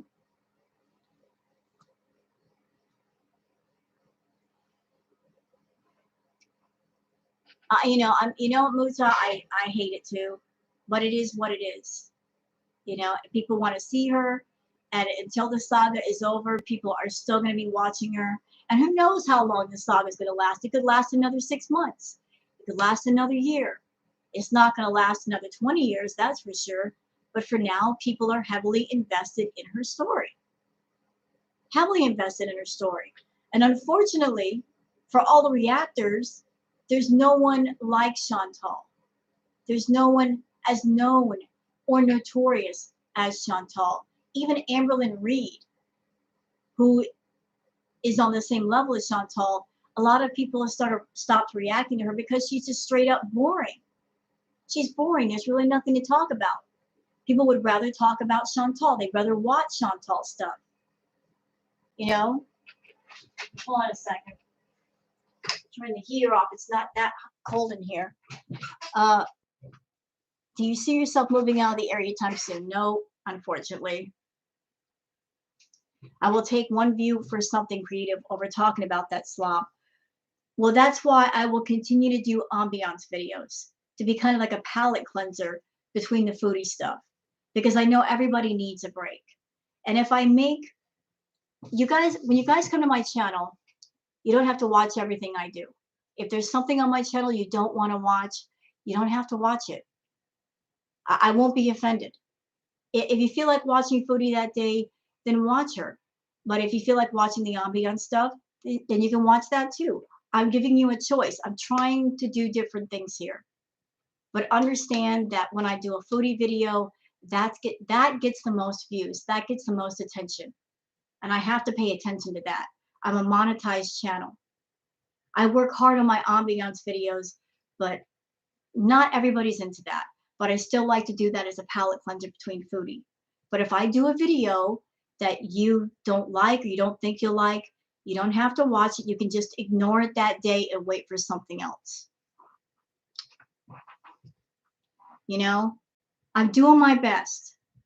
I'm a YouTuber. I have a channel. I can't make everybody happy. It's just impossible. I People are going to complain about anything you do on YouTube. You can't do anything right. I did a post not too long ago just stating that my cat was pregnant, and the backlash that I got from that was insane. Some people saying I'm no longer a member because Booger's pregnant. How irresponsible of you. You know, or I'm unsubscribing because you're irresponsible. Just the hate that I got from that was insane. I'm not an irresponsible pet owner. I just had 2 pets. I wanted offspring from both of them before they got fixed. They're both well taken care of. This is not a case of I'm breeding them, and the cats are going to end up on the street or in the shelters. That's not going to happen. I take care of what I love, but the backlash that I got from that is insane. It's insane. There's no reason for all that hate. Like I'm happy about my cat having a couple of kittens because that's all she's going to have. And what she does have, I'm either going to keep for myself, and I've got homes lined up for them, and they will be getting fixed. I've made calls to the mobile vet. But rather than people ask questions about what's going to happen when the babies come, are you going to keep them? Or are you get homes for them? Rather than people ask questions and find out what's going on before they judge first. And they base their opinion based on maybe videos they've seen on YouTube of animals ending up in pounds and shelters and overpopulation. They're judging on that versus finding out what's going over here first. Am I going to keep any of the kittens? Of course I am. I'm not going to let them breed without keeping at least 1 or 2. I'm not going to let them have babies and not keep at least 1 or 2. I want the offspring of these 2. I know. Like, listen, I understand the perspective of people who are responsible pet owners, people who love animals. I get where they're coming from, but you can't judge every situation based on the actions of others. There are lots of people that are irresponsible with their pets, but you can't judge one person and their situation based on the actions of other people and their situations. You gotta explore further, ask questions before you make judgment. If you're gonna feel a certain kind of way, at least take 2 seconds and explore that before you come to a conclusion. I think Booker will only have 3 kittens. You know, she's getting closer and she's not that big, so I think maybe 1 or 2. I think she's gonna have an extremely small litter.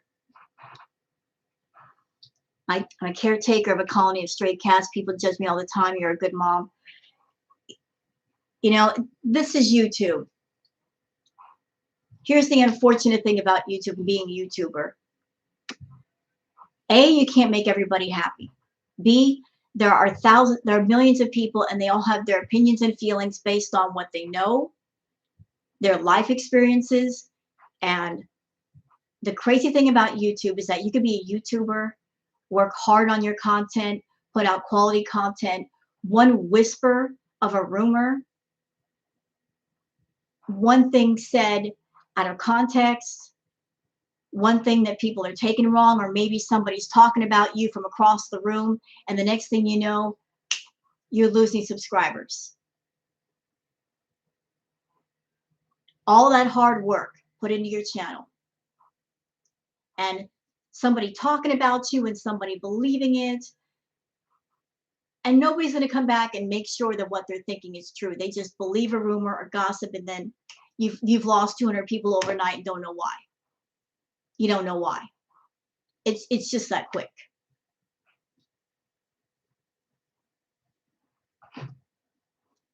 A kitty will fool you when it comes to having kittens. She'll get way bigger yet. Yeah, I've heard that, KK.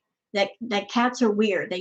They'll look really small, and then overnight they blow up and you're like, whoa, where'd this come from? Yeah, she's chilling in the back. There she is right there. She's sleeping. She's sleeping. And although you can't see him, let's see if I can get him in the shot. I don't know if I can get him in the shot. Sparky is actually, there he is. There's the big boy. There's my boy. Sparky's the one that you guys hear in the videos all the time. He's the mouthy one. So daddy is next to mom. See? You didn't ruin my chat. Opinions are always welcome, Muta. You didn't ruin the chat. Hi, Whimsy. You're frozen. Am I frozen? My picture doesn't look frozen.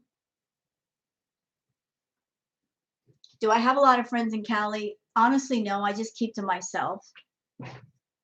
I've got stuff to do. I have my neighbor friends. I have my neighbor friends. I don't have like a big, huge social butterfly life, off camera.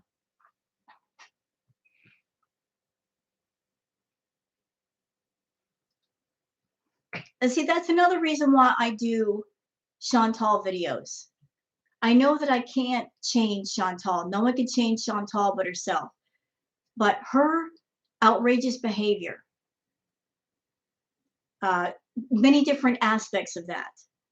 If I can do videos just talking some sense, if there's anybody out there who might be watching my reaction video, and I'm talking about Chantal and her toxic behavior, the way she treats people, maybe that person watching my video, they might know or be associated with somebody similar, and it might get them thinking, this situation right here on this video is toxic, and I'm involved in something similar, and this isn't healthy.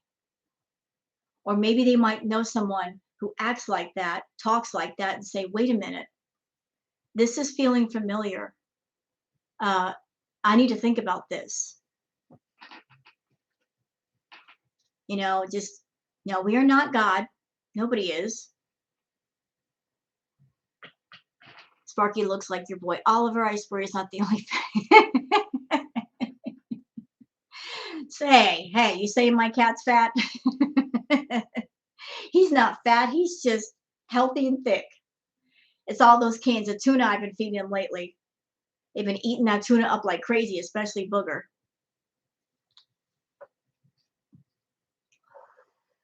Do you ever feel self-pity for things you have gone through, Rose? No, there's no need for that. What would that do me? What good would it do to feel self-pity? That's not going to get you anywhere in life. I've gone through a lot of stuff in life, but I take the experiences and I treat them like life lessons of things not to do in life. Again, sometimes life will throw things at you to show you this is what you don't do. And this is what you shouldn't put up with. And you learn the lesson and you move on. And by learning the lesson, whatever mistake you made does not happen again. Therefore, you're making less mistakes. Therefore, you're more happy. I have been through the ringer. You just don't know. You'd be very surprised what I've been through. You'd be like, oh my God, Rose has been through some shit. And you would be right. I have been. I don't come on camera and put all my dirty laundry out in front of y'all. You would be shocked if you knew. But I don't put my dirty laundry out there because I don't want to trigger anybody. You guys don't need to know every single detail of my life. I don't need to throw all of my life at you. And I want my channel to be a positive place. And there's many things about my life that are very, very, very, very dark. And that would trigger people all over the place. I'm not going to do that to y'all.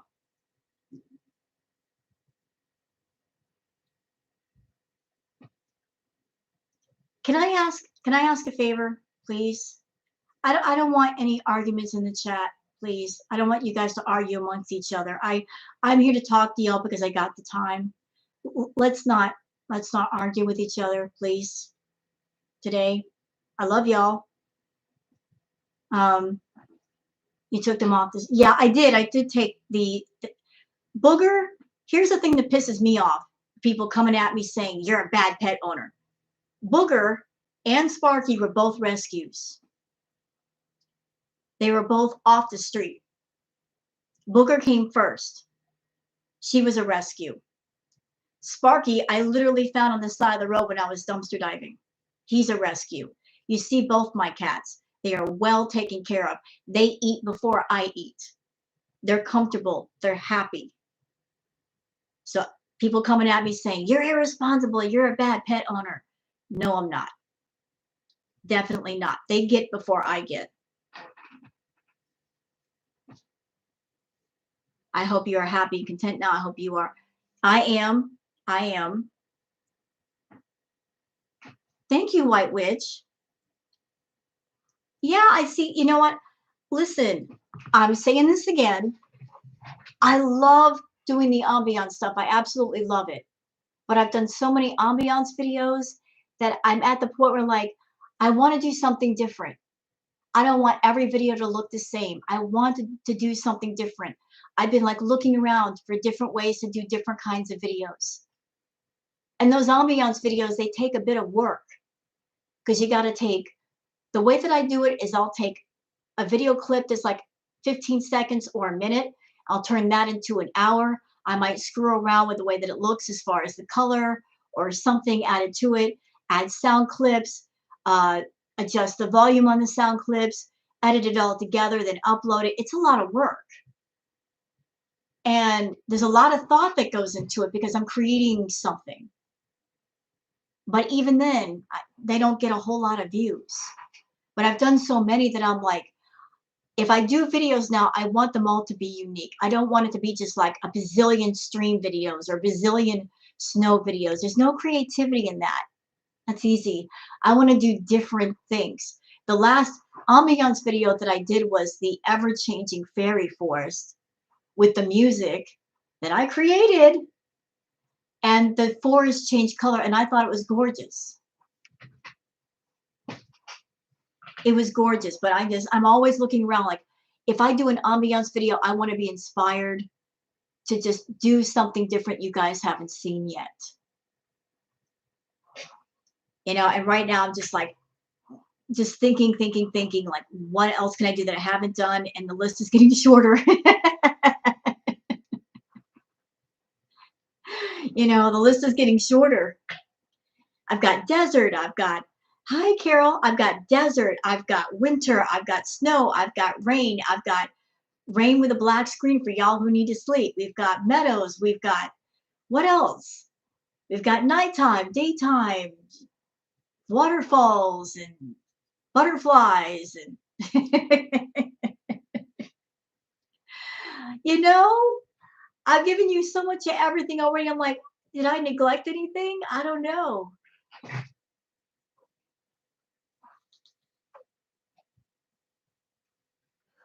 More tarot for you. Yeah, I'm going to do some more tarot stuff. I like doing the tarot. An environmental artist, 3D modeler. Ooh, so you've got the 3D program. See, I want that. I want that. My computer sucks. This all-in-one that I'm on right now, it sucks so bad. I can't even play World of Warcraft. See, I would love to do gaming videos for this channel. But my computer sucks so freaking bad. I can't do playthroughs. My computer is Okay. Or else I'd be giving you gaming videos already. I can't even play most Steam games. It sucks that bad. I've got to spend $1,000 just to get a better computer so I can do some of the things that I want to do that I can't do. A game developer, exciting. You had to bite the bullet and get a new video card. Well, what I've got is an all-in-one, so it's not like a tower where you can just put stuff in. Yeah, they're over. Yep. Do I have $1,000 right now? No. Obviously not, or else I would have done it. But it's crazy just to do gaming videos. You got to have an expensive machine anymore because the graphics with these video games are just off the chain. I love the rain. I love rain too. But you know what? When I do an ambiance video, I don't want to give you guys the same old boring shit. Just a regular rain video. That's not good enough for me. My creative mind just says, how lame. You can do better than that. I mean, showing a video clip of just rain falling, everybody's done that. I want to find a different angle, something creative, something outside the box. That's how I work. I wanted to do kind of like a purple rain video. Hey, there's something people haven't done yet. Yes, purple rain, orange rain, hello, color therapy, metaphysical. I want to go in that direction. Take the rain thing and turn it up a notch. What's that? I think you'd be great as motivational videos. So you can call the series Rose's School of Hard Knocks. I've thought about that, but at the same time, by doing that, I would have to talk about some of the things that I've been through. And again, I don't want to trigger people. My desktop was $1,600 refurnished. You know, as far as the computer thing, I've heard that computers and computer parts are more expensive now than they ever have been, just because certain parts, because of the vid, factories shut down. So now it's extremely difficult to find computer parts. Now you got to order them and they might take months to get to you.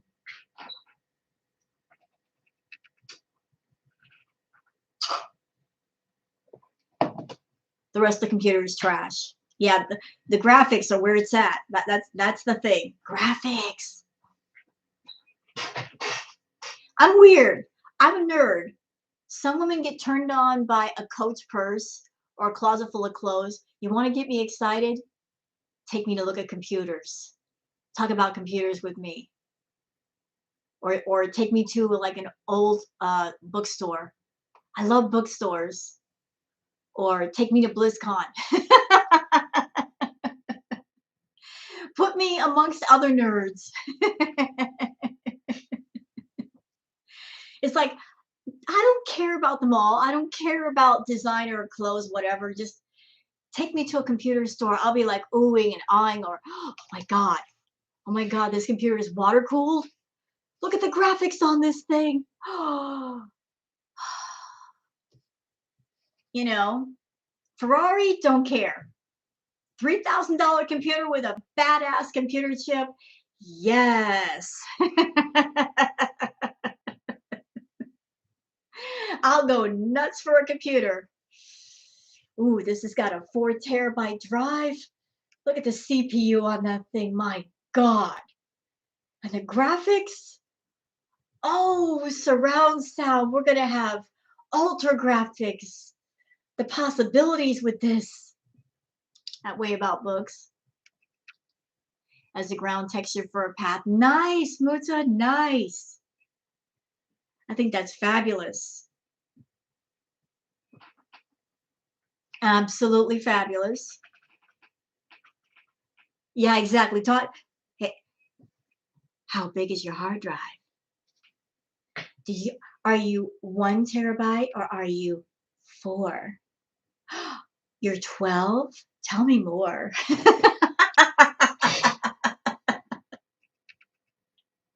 Tell me more about that terabyte drive. Do you have a lot of storage? How fast is your CPU? Well, it doesn't sound that fast.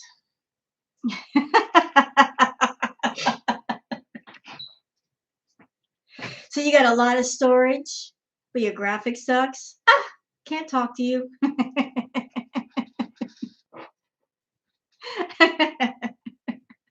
i5 core. Ew. You just got i5. Okay.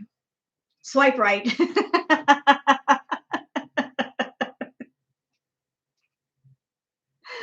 Oh God, that's too funny. This is how geeks talk. It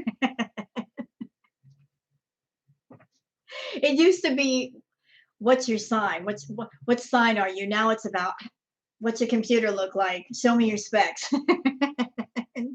But the graphics though, graphics or GTFO.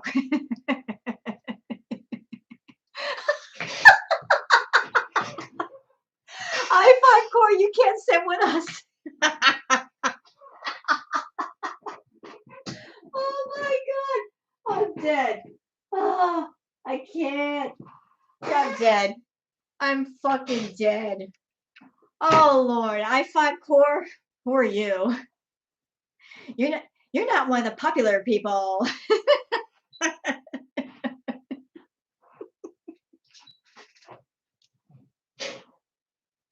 Dual core, what century are you living in?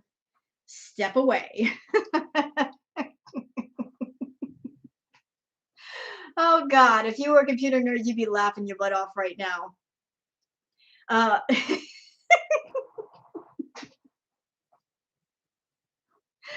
oh my God. Yeah, i5 core, trash.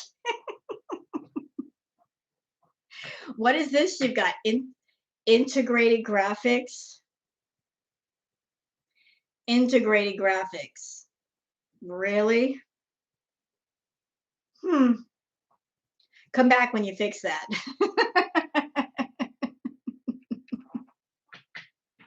Integrated graphics. What?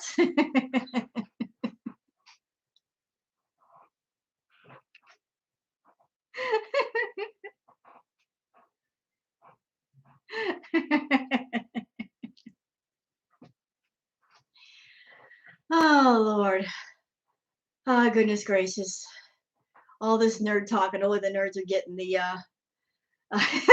getting it. I have a GeForce RTX. That sounds like good stuff to me. That's good stuff to me. Better than what I've got. I got two trash computers, one of which I dumpster dived. But they're not good enough to even run Steam games, so that should tell you how trash they are.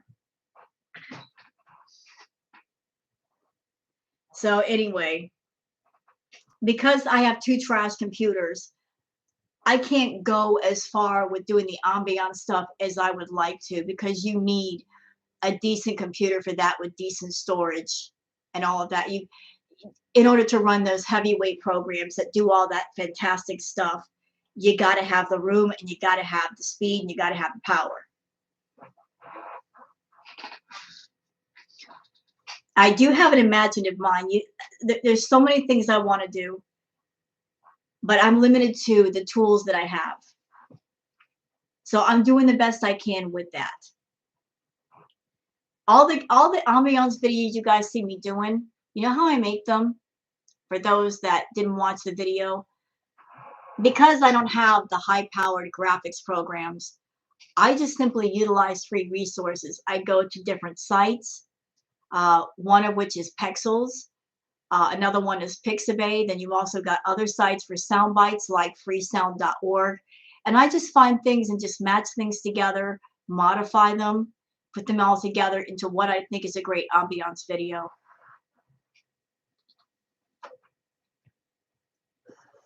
I'll get a computer someday. Well, it'll happen when it's supposed to happen. You had an all-in-one since I followed you. Yeah, I've had it for a while. An advice series? What kind of advice, though? What kind of advice, though? Thank you, Autumn. And you know what? Some of those ambiance videos, they're a bitch to put together. Because literally all you're working with, like the original clip that I'm working with, is literally like 10 to 15 seconds. I might get lucky and find a clip that's a minute long, but 10 to 15 seconds. And I got to turn that into an hour.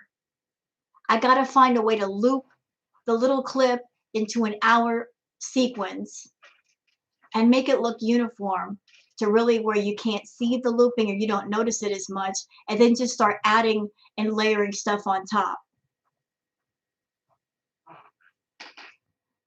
Tornado outbreaks experienced in Nebraska. I'll pray for those people because I know that that can be devastating. StreamYard, what? Adatha says StreamYard. What about StreamYard? I started using the StreamYard. I like using the StreamYard for the reaction videos. I think it makes them look more professional. Computer tips and advice. Well, I'm not like a straight up hardcore computer nerd. I can't tell you how to build a computer or how to fix one. So that's not really my specialty. You lost weight, life, relationships. I don't know if you guys would be interested in that. I mean, people are already sort of semi-confused because I'm doing ambiance stuff and Chantal. And a lot of people might, if I added that onto this channel, they would be like, this channel is just too all over the place. I'm going to unsubscribe. Again, it all plays into sometimes people are just, they're so finicky. And if they subscribe to somebody for something, they want that channel to be all about that one certain something. And they don't understand that by limiting your channel to one certain something, you're only going to get that audience and no other. That's why some channels branch out and do all kinds of different stuff. But some people are on YouTube, when they subscribe to a channel, if they don't want those other things, they're like, well, it's just too all over the place. I can't be here. And so therefore you might be shooting yourself in the foot by doing all kinds of different things. Although all you're trying to do is build a bigger audience and a chance for a bigger audience. Voice acting for video games. I don't know if I have the kind of voice for video games. I do have some maturity. Guys, I'll be 51 in January. My birthday's real close, like less than 3 weeks. Hi, Sandy. My friend 9 Lives of Sandy is here. She's co-host for a great channel called 13 Past Midnight. If you guys are looking for something else that is not Chantal, a nice chill atmosphere, I do recommend 13 Past Midnight. She and the gentleman that's also the co-host, Steve, they talk on 13 Past Midnight. There are ghost stories, talk about the paranormal. Really great channel, really great channel. Totally recommend that. I look younger. I look younger for 2 reasons. 1, because I've always looked younger. I've never looked my age. 2, because I take care of myself. You know, that has part to do with that as well. I'm on the outside, I'm 51. On the inside, I'm like 81. I'm far older on the inside. I take care of myself.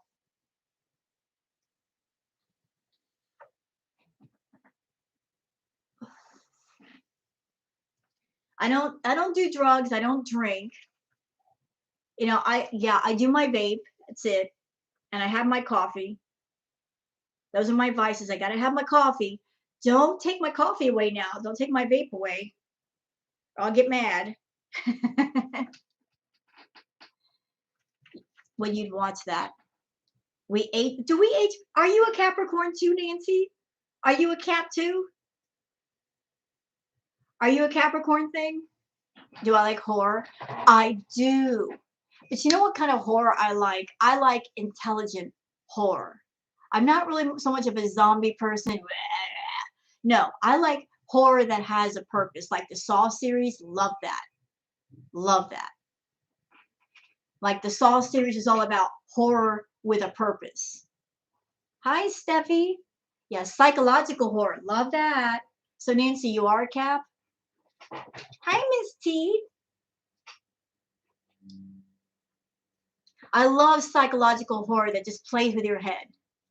It keeps you intrigued. It keeps you interested. Love that. And I like bringing the psychological in some of the stories that I write. You guys have seen some of the ghost stories that I put on my channel. Weren't those not fun? Kind of took you in a different direction. I loved writing those up. I'll sit there and I'll start writing a story, and then several pages later, make a video with it. Astrology, nice. David Bowie, Elvis, nice idols. Zombies have been overdone, sadly. Yeah, they have been. Zombies are like, yeah, I'm gonna bite your head off. I'm gonna drink your blood. We need something new in the horror genre. Someone somewhere needs to come up with some new villain or something else to be afraid of. Everything else has been overdone. Okay? Come up with something new. I'm a Cap and I get told I look younger. We got some Caps in the house. So all of my Capricorn people, agree or disagree with this. We Capricorns, we are grounded. We are sensible. We are those people that we're very selective about who we love and who we're friends with. It takes a while for us to warm up to people, but once we warm up to you, we're all in for you. We will ride and die with you. We will be there for you. But if you betray us, no second chances. We will shut the door in your face and walk away and not think about you again. Yes or no? Yes or no?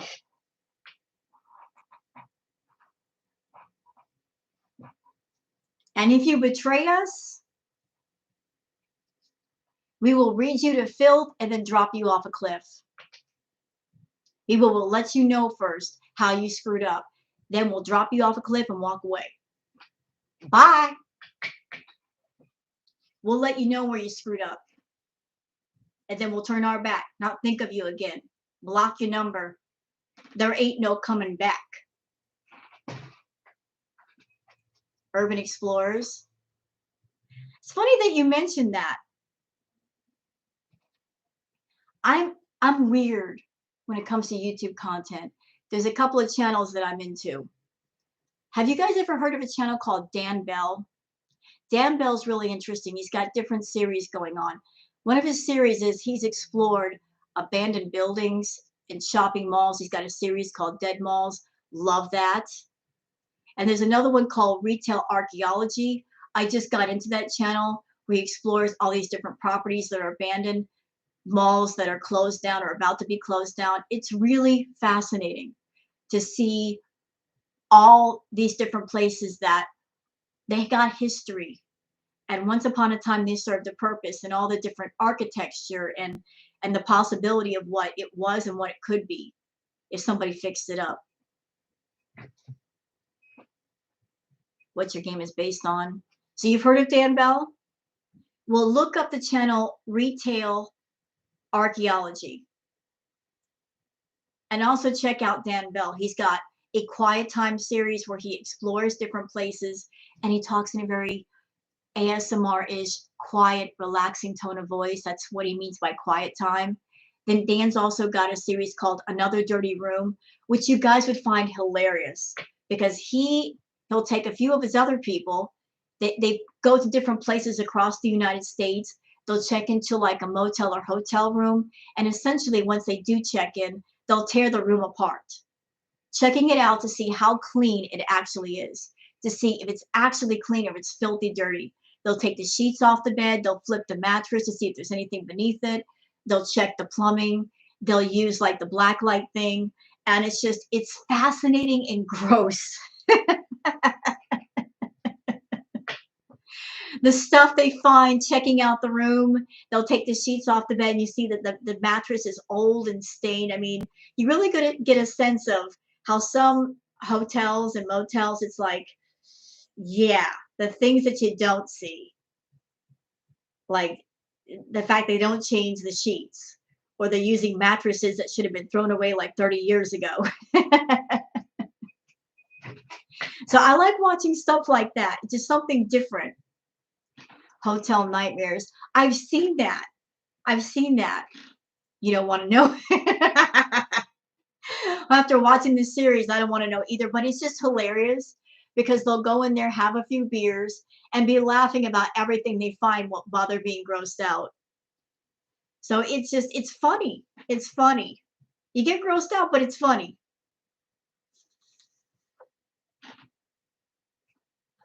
He lifts up and shows all the filth. And then at the end of the video, they give the room a rating about how clean it is or how dirty it is. And cusses the people out. Well, you would be too if you paid like $50 for a room and it's filthy. You'd be cursing too. Your best friend of 40 years is an Aquarius. You know, as far as making friends and having relationships, I don't put a whole lot of stock in the zodiac. You know, it may apply, it may not apply. I just know that I'm a Capricorn and I have a lot of the supposed Capricorn traits to a T, hardcore Capricorn. And I'm a sensible person. And we're all about that loyalty. We're all about that loyalty. It's one of the more important things with us. And if it's hard to build our trust. It takes a while, but once you have it, and we fully let you in. But if you betray us after that, we'll shove you out and call it a day. Hi, Lilith.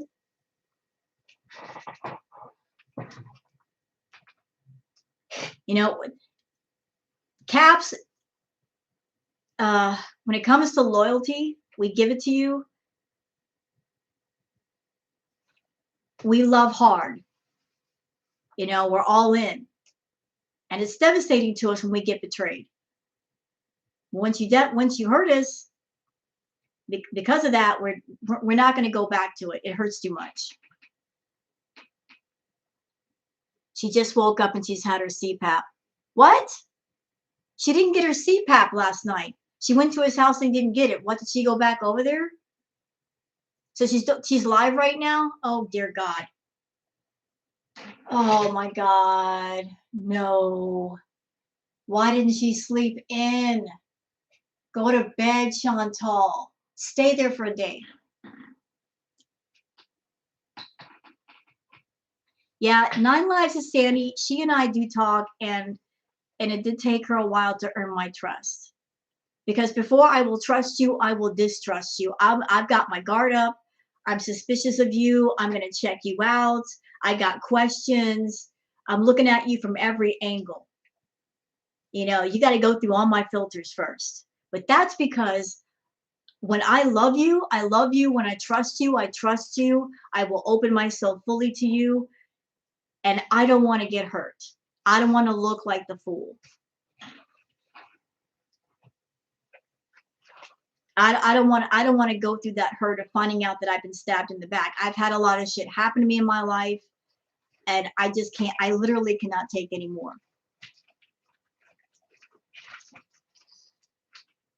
Not you though. Well, that's because you're always asking me to spank you, James. I'm not going to do it.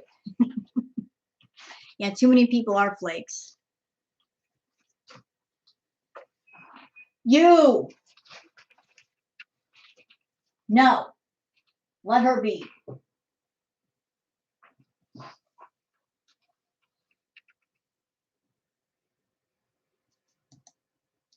Capricorn rising. Well, here's something interesting. Everybody says do your zodiac chart. I don't know how this plays into things, but I've read that I am a Capricorn with a couple of moons in Scorpio. So, you know, there's that fiery element. Hey, why are you bothering her? Leave her alone. She's just trying to sleep. Look at this. Look. Cat ASMR right there, live as we speak. See? She ain't taking no crap. The girl's pregnant. Leave her alone. You've been warned. She has math homework to keep going, so she has an unfair advantage. She associates the wrong people, can cost her as a creator, right? She's she's so cute. She is. She's cranky. I sound like a Scorpio. I've got some Scorpio traits. Does that mean I'm a Capricorn with a temper? I don't know. My half sister was a Pisces, Cancer. You know, I'm in the mood. Are you guys in the mood for me to do a tarot reading right here, right now? Are you guys in the mood? I'm in the mood. I'm in a mood. I'm so in the mood. I'm not in the mood for a Nashi, but I'm still in the mood.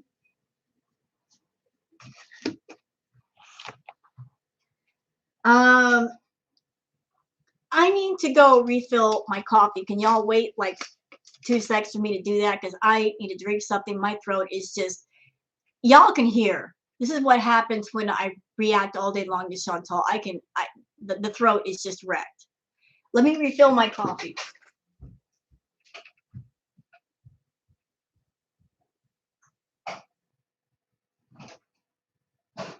It'll take me just a second.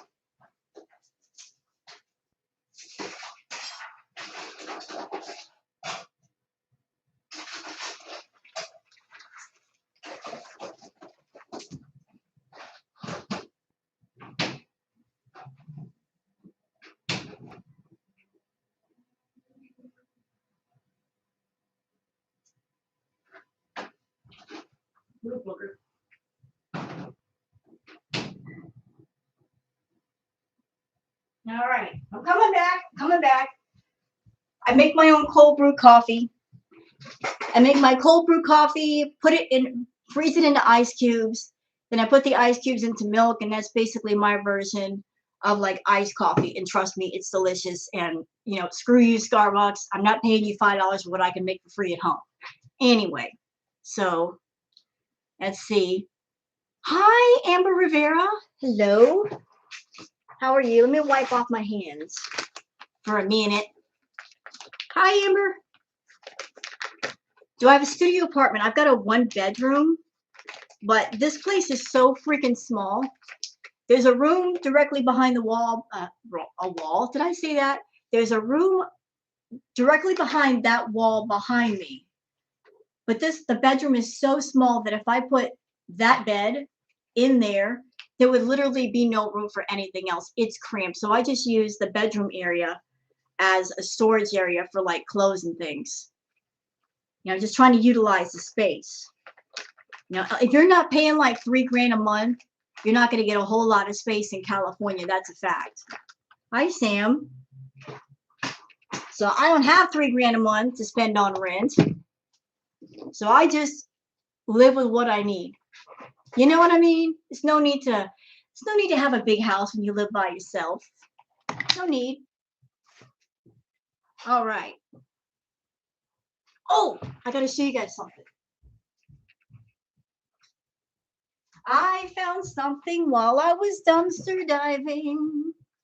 Y'all want to see what I found while dumpster diving? And I was so happy to find it. Look. It's a rose quartz. And all of you people that are into the spiritual, metaphysical, you know, witchy stuff. Yes. Look at that. Yeah, rose quartz. Somebody threw this away. See, all the witches never going, yes. It's in like a little stand or something. It's beautiful. Is that for rose quartz can be for comfort, for love. It calms the spirit. It could be for many things. It's a very calming stone. Okay. It is not it. No, it's not the D. It comes to a point that would hurt. It would hurt. No. She says she privated some of her videos and Natter and she aren't together. Again, part of her scam. Which one did she private? The ones that she did? The ones that she just got through doing? Hold on a minute. I'm going to go look. Wait a minute. Let me go look. I bet she privated all those crazy ass videos she did last night. How much y'all want to bet? Let me look. Let's see. She sure did. She sure did. Yes, she did. Yep. So the He Doesn't Love Me react that I did yesterday, she has that on her channel. The bees one, that's still on her channel. The melted cheese one, that's still on her channel. Everything after that, gone. Gone. See, this is why I have to stay up late at night and react to her, because you just never know with Chantal. If she's going to flip the F out and delete her stuff. If you don't catch it at that moment, you're not going to catch it. You're going to wake up the next day and hear about it, but you're not going to be able to react to it.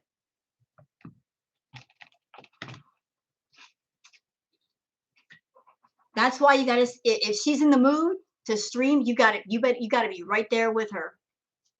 You got to be. She don't give you no choice. There's no such thing as being rested around Chantal. Whatever happened to Sagittarius Shawty, I don't know. I've heard of her, but I've never really covered her. Chantal was, listen, honestly, I think Chantal was manic last night. She was having a manic episode. She was off the chain. I'm not making fun of people who suffer from being manic. I'm just saying, watching her, she was in manic mode.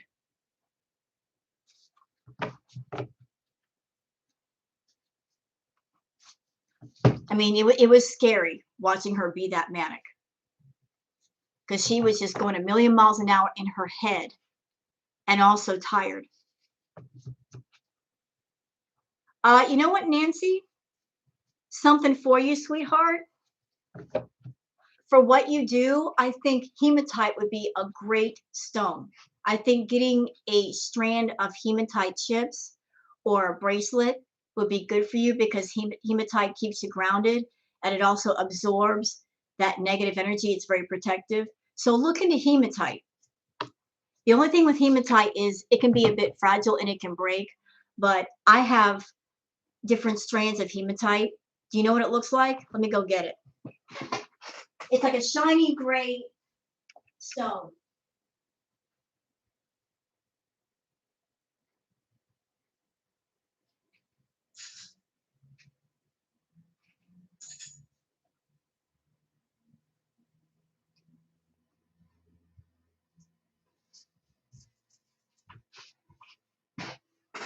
So these are mine.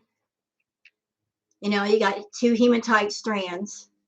If you feeling stressed out, you just put these on and wait a while. You start to instantly calm down and feel de-stressed. But hematite bracelets or rings or something does help with the stress level.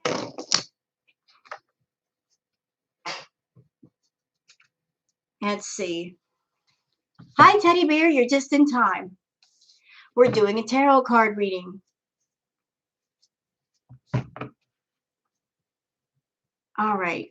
Yes, Sandy's a beautiful spirit. I've talked to her every day.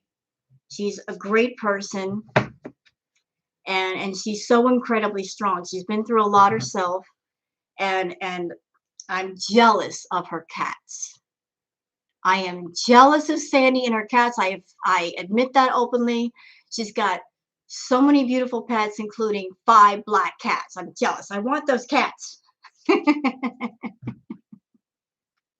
I want your damn cats, Sandy. I would love it to have like a bunch of black cats running around. She's an amazing cat mama. What deck am I using? The Rider-Waite deck. I've been through some stuff. I don't want to go into detail, but you guys would be just be like, wow, she's been through all that. Wow. I'll say this much, with the things that I've been through in life before I came on YouTube, because I've been through all that stuff, anything that anybody has to say about me on YouTube, it's nothing compared to what I've already been through. Any negativity I hear here, it's like, you don't understand. I've been through far worse. I've dealt with worse than the monsters on YouTube. I've dealt with actual human monsters. So comments are nothing. They're nothing.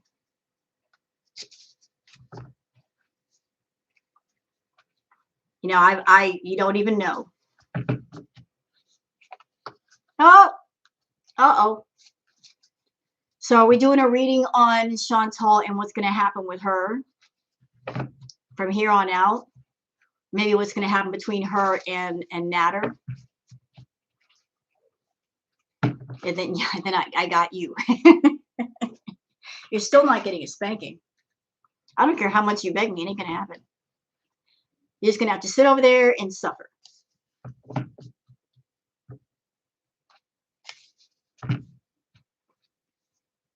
All right. Take care, Muta. All right.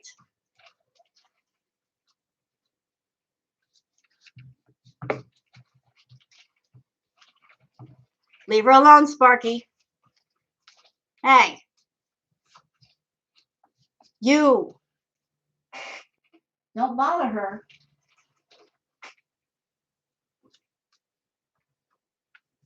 For 40 years. So we asking about Chantal and what's going to happen with her and Stabby. Let's see. What is going to happen between... I mean, I already kind of know. We already know the cycle, but I just want details. We know she's not going to stay away from him. Stabby McStabberson Sandy. That's his name. Stabby McStabberson from Stabbersville. He lives on Blade Lane, next to Nashi Boulevard.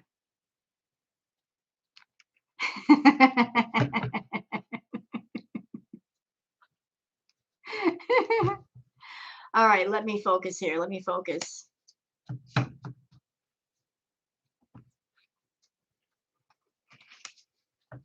I'm not abusing you. Don't make accusations like that.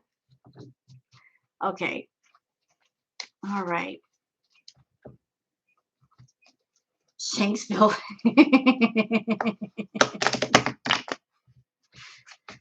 Oh, God. Yeah, he is from Shanksville, ain't he? All right. All right. Let's get this show on the road, shall we?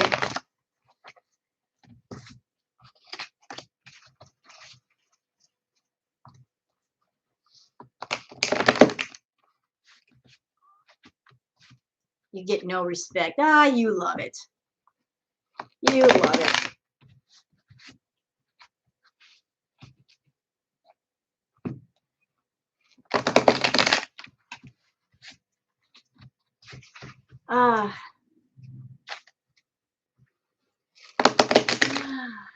Let's see, asking about Chantal and Natter. What's going to happen with them?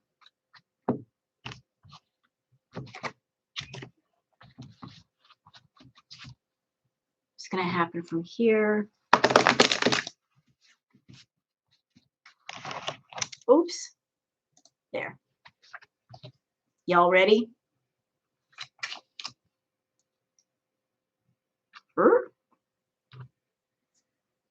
Ooh.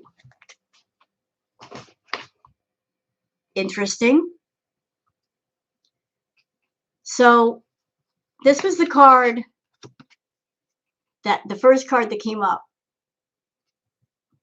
And it was inverted, ill-dignified.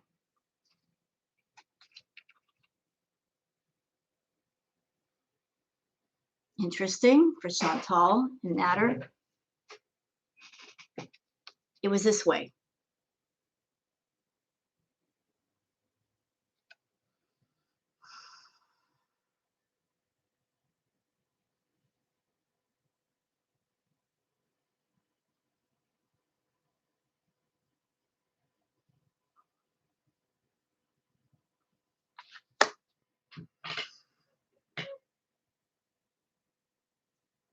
But look at that card, and it's just what it keeps telling me is like Chantal is just basically possessed with stirring the pot right now. She's just obsessed with stirring the pot. You know, she's in the middle of a whirlpool and she's looking to make it bigger.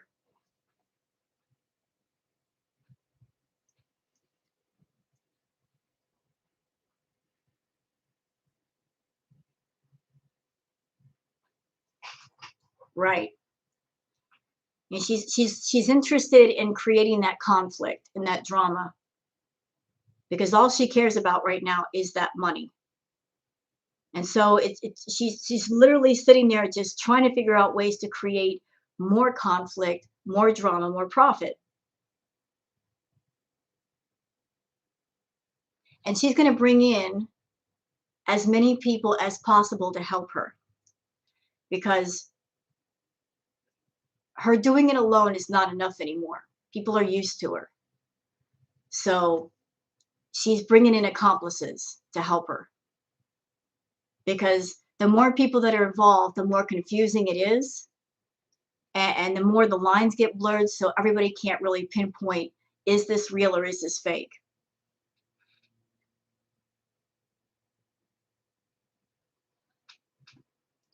So the more players involved in the game with her, the more layers she can create, the more layers that are created,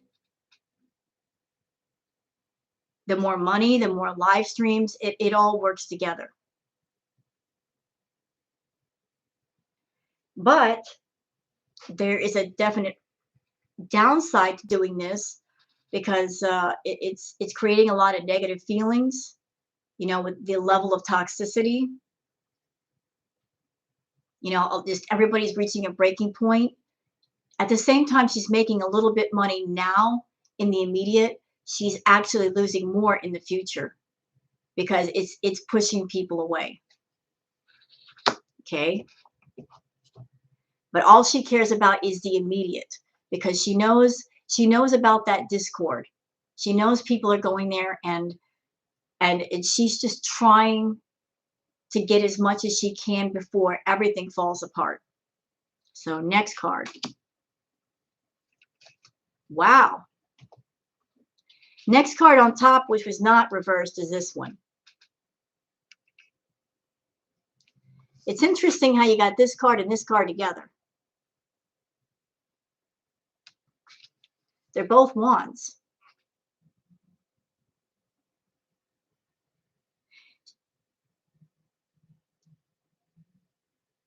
She's carrying a lot right now. She's got so many different things going. It's Pete's, the cats, Natter, live streaming all the time. There's a lot of things going on in her world right now. A lot of things she's carrying.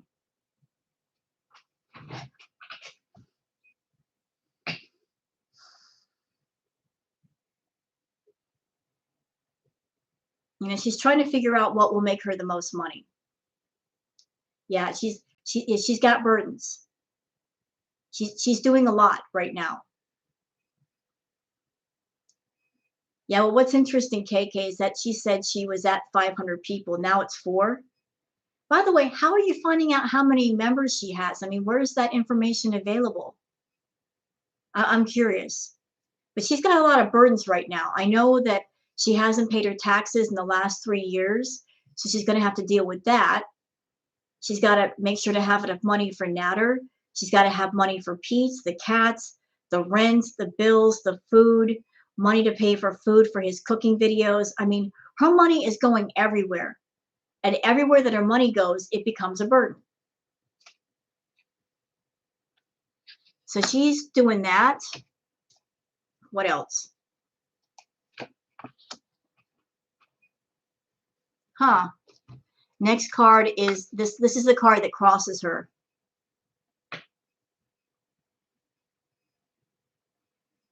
So she's trying to be this. She wants to be someone that she's got a lot of money coming in. And she wants to be just rolling in the money. But despite the fact that she's already making money on YouTube, she's basically broke. You know, like, no, you didn't miss much of the reading. We're just barely getting started. So this is how Foodie envisions herself to be. You know, mature, well-adjusted, wise, lots of money. This is the version of herself that she wishes she could be. But this is the version of herself she is not because of her bad life decisions. Her money is going into too many different areas at once. There's just too many things taking the money away. So despite the fact that she does well on YouTube, it's not well enough because the more she makes, the more she has to pay. So this is how she sees herself, but she's not this. This is what crosses her. Okay, next card.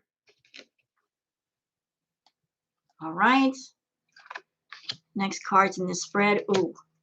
Ooh. Oh, no, no, no. Oh.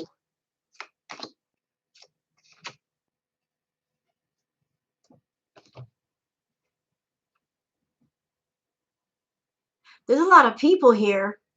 I'll say that much. There's a lot of there's a lot of cards in here. There are people surrounding her. Damn. Damn. You got this card and this card opposing each other on one side. The Star and the Tower. So here's Chantal in her world of delusion.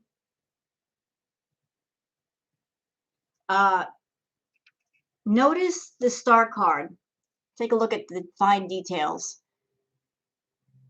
On one side, she's gathering water on one side and pouring it on the ground on the other. So what I'm getting from that is she's making money over here, but she's spending it over here. So she gets from one side and wastes on the other. So she's got, years ago, I heard a term that I've never forgotten. And the term was golden handcuffs. You guys ever heard of that? The golden handcuffs, or when you've got somebody, they make a lot of money, but as soon as they make it, they spend it. So they make a lot of money, but they're always stuck at near broke.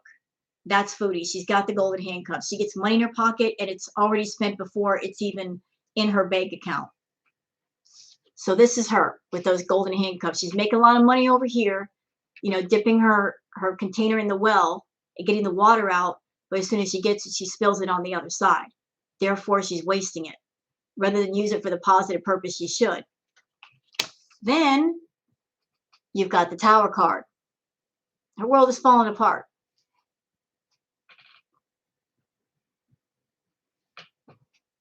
Her world is falling apart. This is all the strife that she's experiencing with her VIB. Just her world is literally falling apart. So she's living in this world of delusion, and she's consumed with making more money on YouTube because that's her income. But at the same time, all these ideas and these schemes that she comes up with, it really is not leading her into any positive direction. It's just her running in place, essentially. She's doing everything she can do to run in place, but she runs in place, she doesn't really get anywhere. It's just maintaining things for the moment. Right.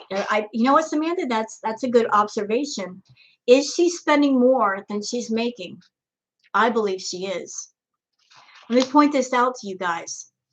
Hi, Sachi. When is the last time, everyone, that we've seen Chantal spend tremendous amounts of money on takeout? When is the last time? We used to see her do her mukbang videos, and it was nothing for Chantal to order like 2 or 3 times a day from takeout, right? When is the last time we've seen her do that? When is the last time we've seen a torrid haul from Chantal? Been a while, hasn't it? So she'll spend so much money on Natter's cooking videos. She'll take them to the store, buy them all kinds of ingredients. She's done that several times. What does she normally eat? Cheap, fast food. She'll go to Starbucks and she'll go get a burger, and she might get a pizza once in a while. We've never seen her go to town on some expensive fast food. If she spends money on food, it's for him and his cooking videos, but not on herself. Right. So what does that tell you? It's not because she doesn't like food anymore. She loves food. It's just that she can't afford it now. She can't afford it because her money is going into all these different places right now. She has to budget. So in order for her to spend all kinds of money on him, it's got to come from somewhere else. Yeah, they are expensive. And once upon a time, she was doing a lot of the Christmas sugar candy. I think she's cut back on that because it is so expensive, and she's using the cheaper, longer lasting stuff. She's doing a lot of schoolwork, if you will, because it's cheaper. It gives her more energy, and she could just live stream for days.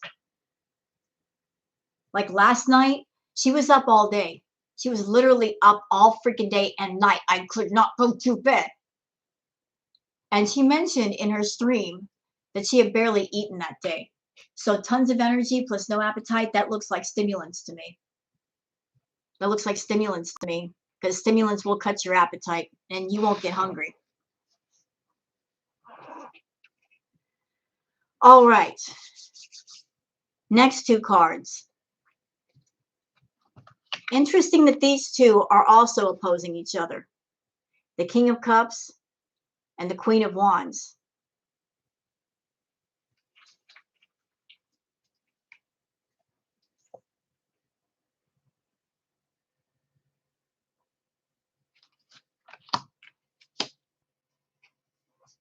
Why do I have a feeling that that is Chantal's mother and her stepfather? That's a family member. It looks like a family member. That's somebody really close to her. This is a couple. And they're really close to her main card.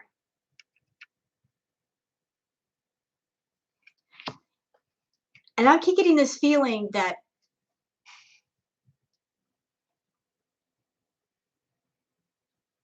is she going to her mom for money?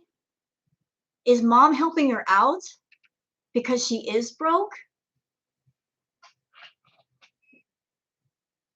I think she's been going to mom for money.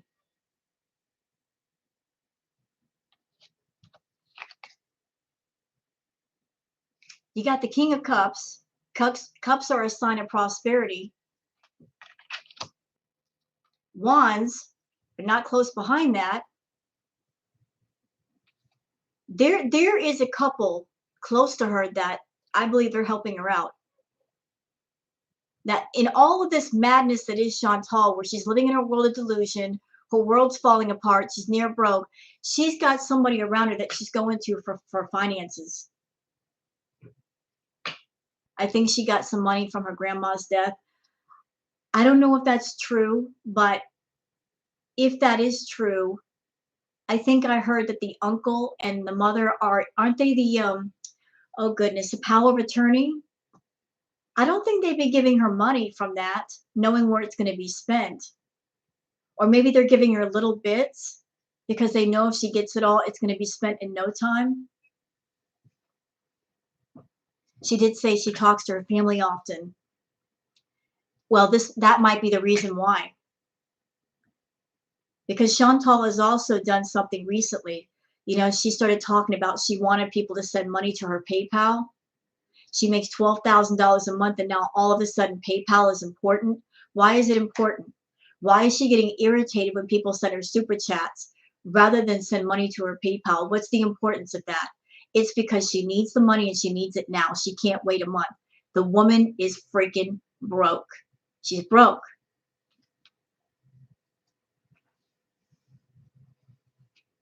She's broke. Hey, Davita. Hey. Hey, Davita. Love you, girl. Girl, I'm still in recovery from last night at Chantal. I'm barely here. I was up till 2 in the morning this morning covering her. I need a spa day. I need a spa day with a masseuse named Pierre giving me a back massage and a facial. I need a pedicure. I need a girl day, like right now. I need it now.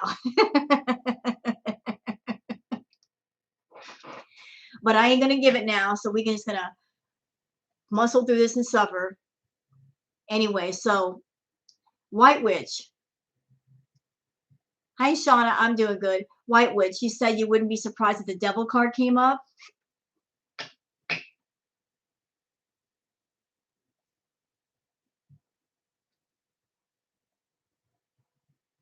Look what happened.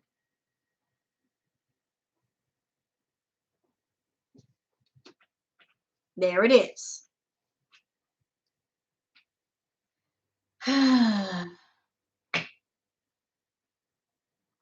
The devil card does not necessarily mean completely black evil. It's temptation, it's lust, it's obsession, it's imbalance. They could be many things.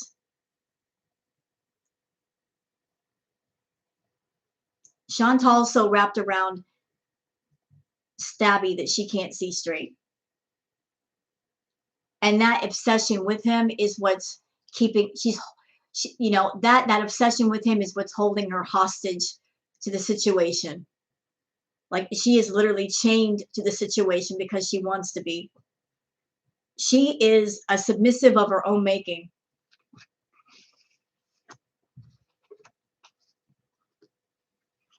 And this is what she wants. This is what she wants. This is what she envisions for her and him. She wants that life of being in a relationship with him. This is the fairy tale she's got going in her head. Like he and I are going to be together. We're going to be in a relationship. If I just stick around long enough, I can make him love me, and we're going to be a happy married couple. This is the vision of her and him. He's going to be the loving boyfriend and be attentive to her. This is what she's shooting for right here. Yeah, she could free herself if she wants, but in order to free herself, she would have to free herself. She would have to work on herself. She's got issues. She's a broken person. She's clingy. She's needy. She's obsessive. Any one of those traits would drive somebody away because it's too suffocating, and she's got several piled on top of each other. So this is what she wants with him.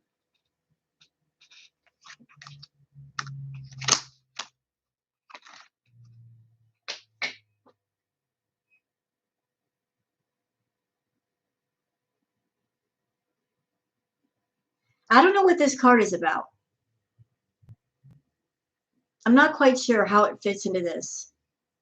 I'm drawing a complete blank.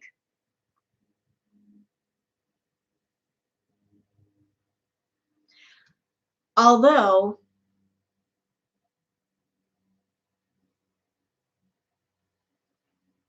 I'm just going to speak my thoughts, right or wrong. When I look at this card, Chantal, Pete, Natter, that they're all going to be working together to make more money off of YouTube. Chantal can make money by herself. With Natter helping her, she makes more. Now she's bringing Pete into the fold.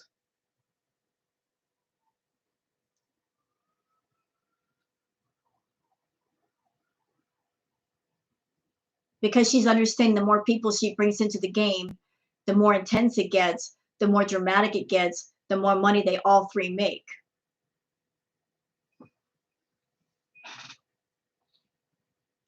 When I look at this compared to the other cards,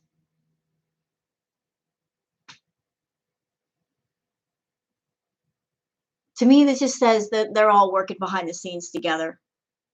to create the drama, to keep it going, to keep the script going. That's what this says to me. And it just makes sense to me. Like both of them are basically relying on Chantal for money.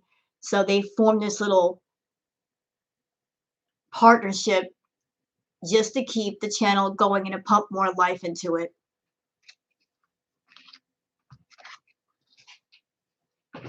Here's the last card.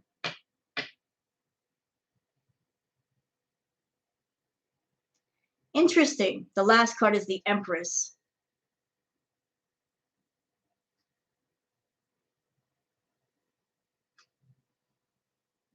That's a powerful card.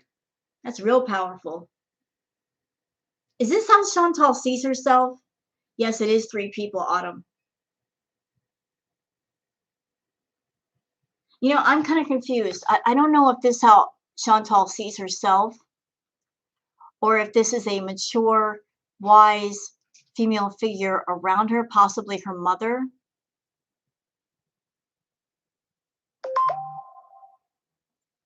So, I mean, I'm confused about this being the last card.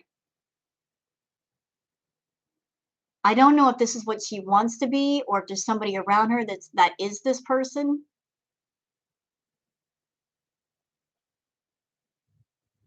But something keeps telling me there's something to do with her mom. Or wait, her aunt. Her aunt. She has an aunt that she talks to, that she says she's close to. Something to do with the aunt. Her aunt.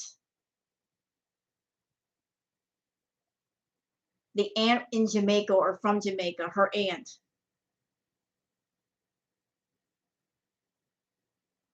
I forgot about the aunt.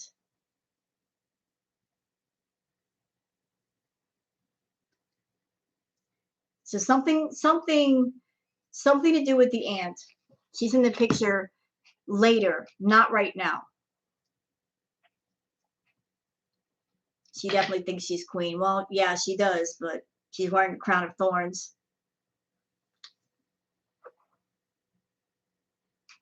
So a lot of this stuff you guys already knew about Chantal. The cards just confirmed it.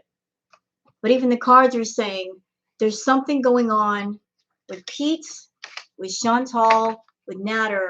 Like there's some sort of agreement, an agreement at least, or partnership where they've all pretty much got together, or at least Chantal is, she is like the connecting point between both men and is saying, look, this is what I want you to do. I want you to help me keep this drama going on my channel. You keep it going by posting stuff on your channels. And we're just going to keep everybody so confused that they can't figure it out.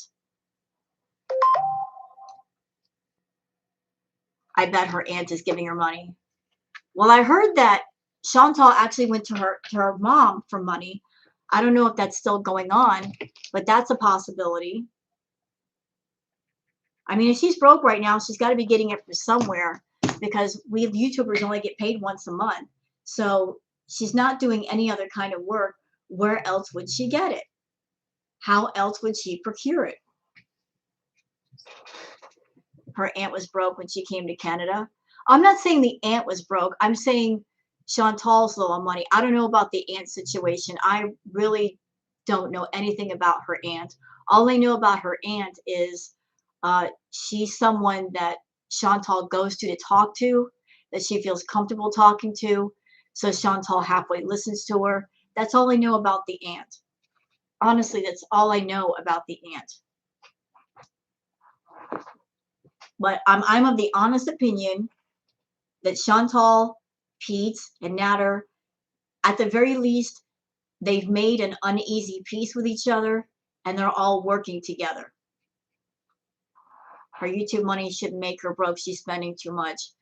It shouldn't make her broke. She's making enough, but Chantal is like a 16-year-old. Money literally burns a hole in her pocket. She's not wise with her finances. She's got to spend it as soon as she gets it. And you know, Natter is right there at payday to get his slice of the pie. He takes as much as possible. She's left with what she's left with, and she's got to stretch that into her expenses. So like within a matter of a week, that money's all gone. And she's also got her green habit that she talks about, and then buying food for herself and Natter. So that money within no time is gone. Spending too much on Pete's, Natter. I don't think she spends a lot on Pete's. I don't see her money going in the direction of Pete so much. Her money goes in the direction of the drugs, Natter, buying stuff for his cooking videos. That's basically it. Her money doesn't go in many directions, but where it does go, there are substantial amounts. You know, and also Chantal could be lying to us. There might have been one month where she made 10 or 12 grand, but who's to say it's like that every month?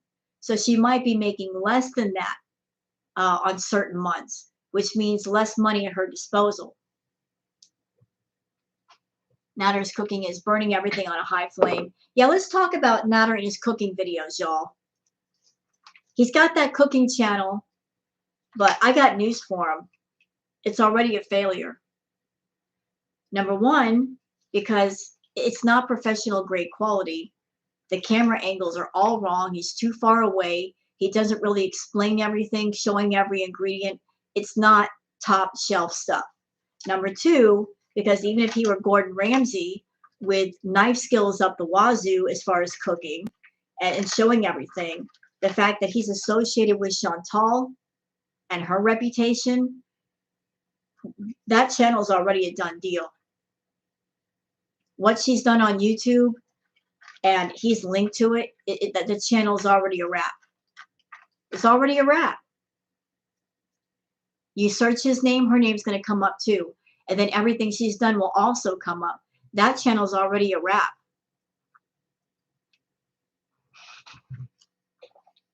It'll never be a professional cooking channel. It's just a place where he cooks food and talks to people.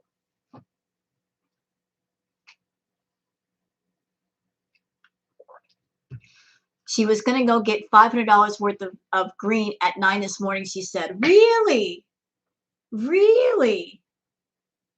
So she is over. Oh my God, I can't.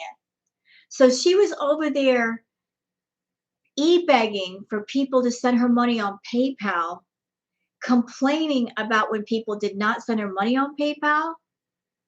And she's going to spend $500 on green. Wow. Wow. Telling you, that woman's all about the scam.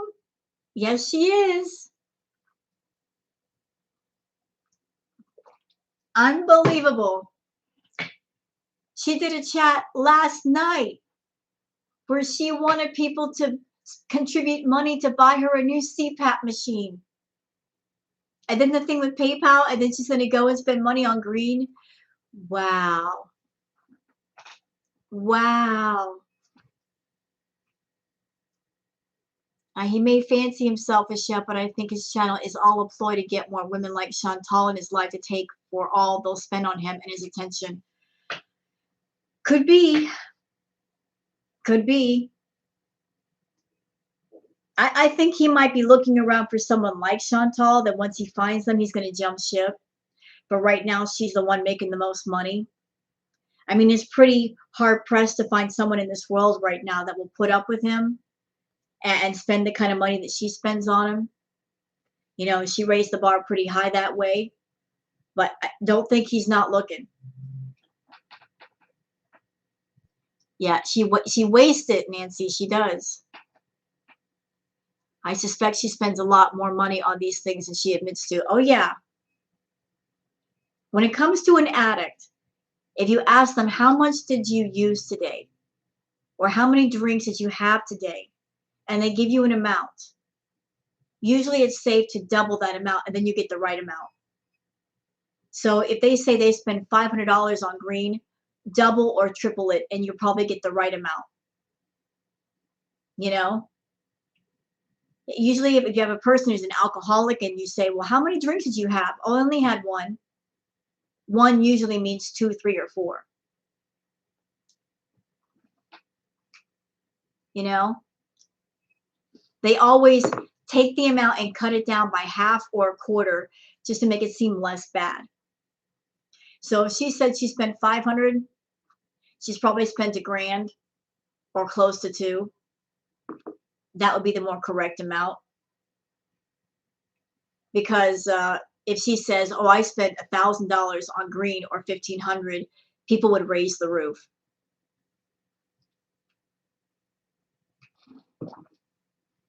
I know, KK, isn't that crazy? Here's what kills me about Chantal's channel. For over a year, we've been dealing with this garbage content. Garbage. She does nothing.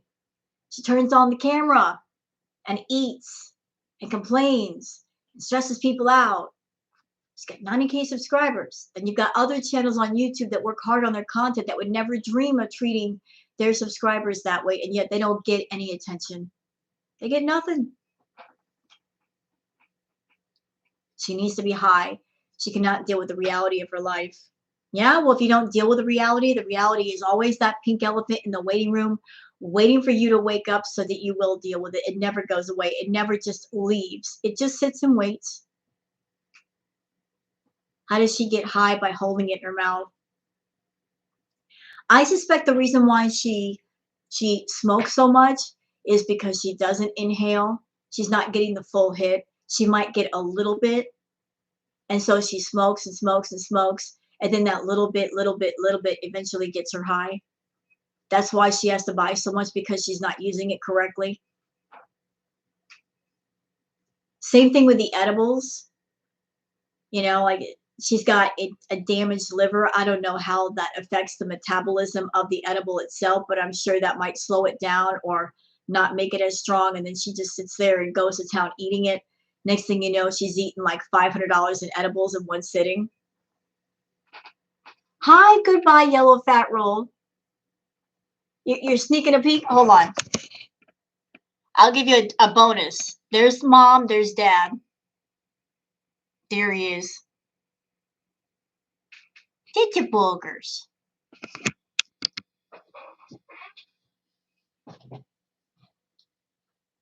There she is. She's happy.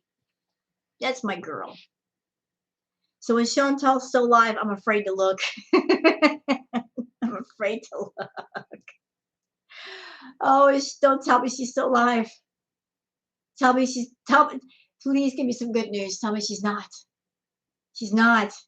No. Oh, good. Thank you. No. No, Chantal. No.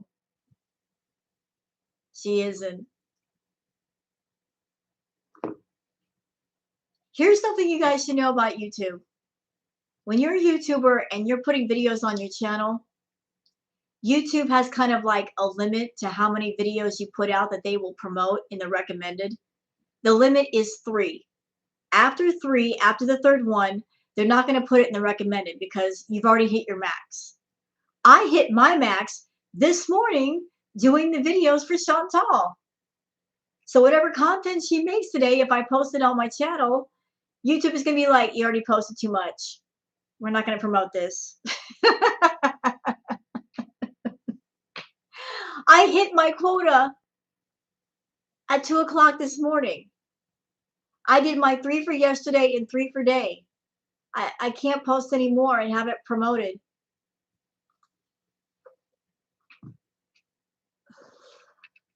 That's crazy. I hit my quota before I even went to bed.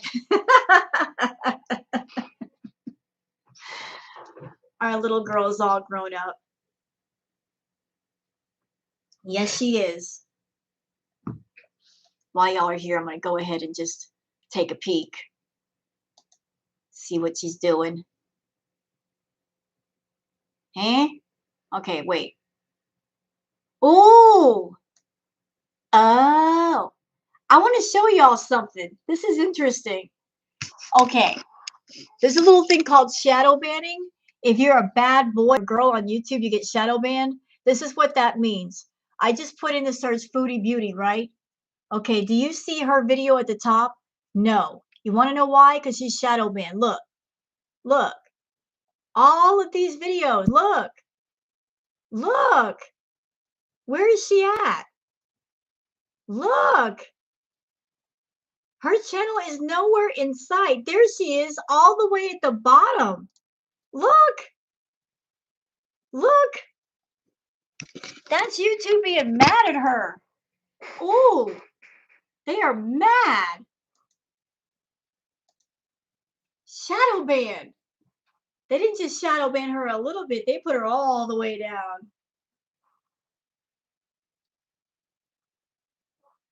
They put her all the way down at the bottom of the page. They are mad at her. You guys said she was live. I don't see a video for her. Or maybe it's still uploading right now. Yeah, all reaction videos. Lol. LMAO. I know she usually comes up first. That's what it means when a person gets shadow banned. That is YouTube giving you the side eye and punishing you by not putting you first in the search. They'll put you all the way at the bottom. All the way, and she's all the way down there. They pushed her down to the bottom of the cage and said, "You stay there. You stay there." But you saw she's been shadow banned again. That usually falls off within a day or two. But she's all the way at the bottom. Was she streaming on Natter's channel or hers? Because I don't see the live you guys were talking about unless she removed it. Wait, hold on a minute. Yeah, it's not here yet. What can be the reason? I think the reason why they might have shadow banned her was because she was basically driving while wired, like dangerous driving. She might have got reported for something. I did so many reacts last night. I don't even remember half the things that happened. All I know is that her and Nata were going back and forth, and I was just like, I can't. My brain is too saturated. Shadow ban means when you've done something, YouTube doesn't like it. Maybe somebody reported you for something or they caught you with something, and they don't take your channel away, but they are punishing you by not letting you be first in the search. Like if, say, I did something and YouTube is pissed off, if they shadow ban me, if you guys were looking for Rose Thorn on the search, you're going to see all kinds of videos, not my channel, but everybody else's channel before you see mine. That's shadow banned. That's why she privated videos. She hasn't been live since last night. Oh, I thought that she was live.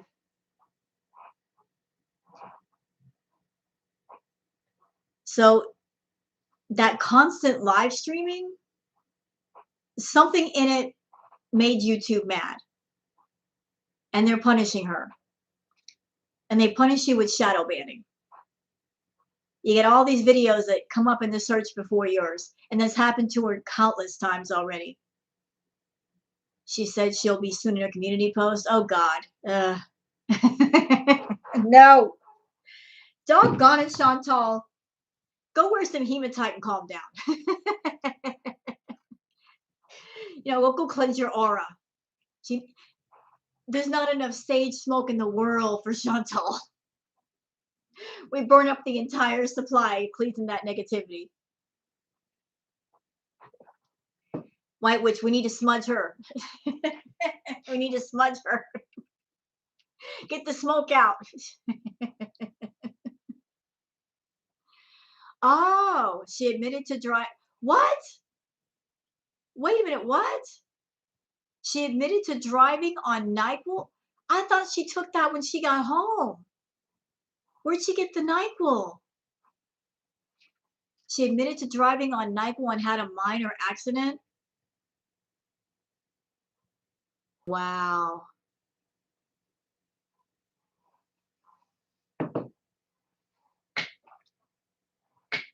Yeah, I heard she ran over the same curb last night that she ran over before at Burger King. and she laughed about it.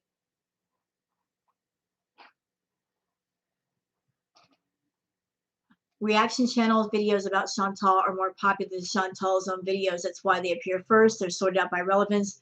I would like to politely disagree.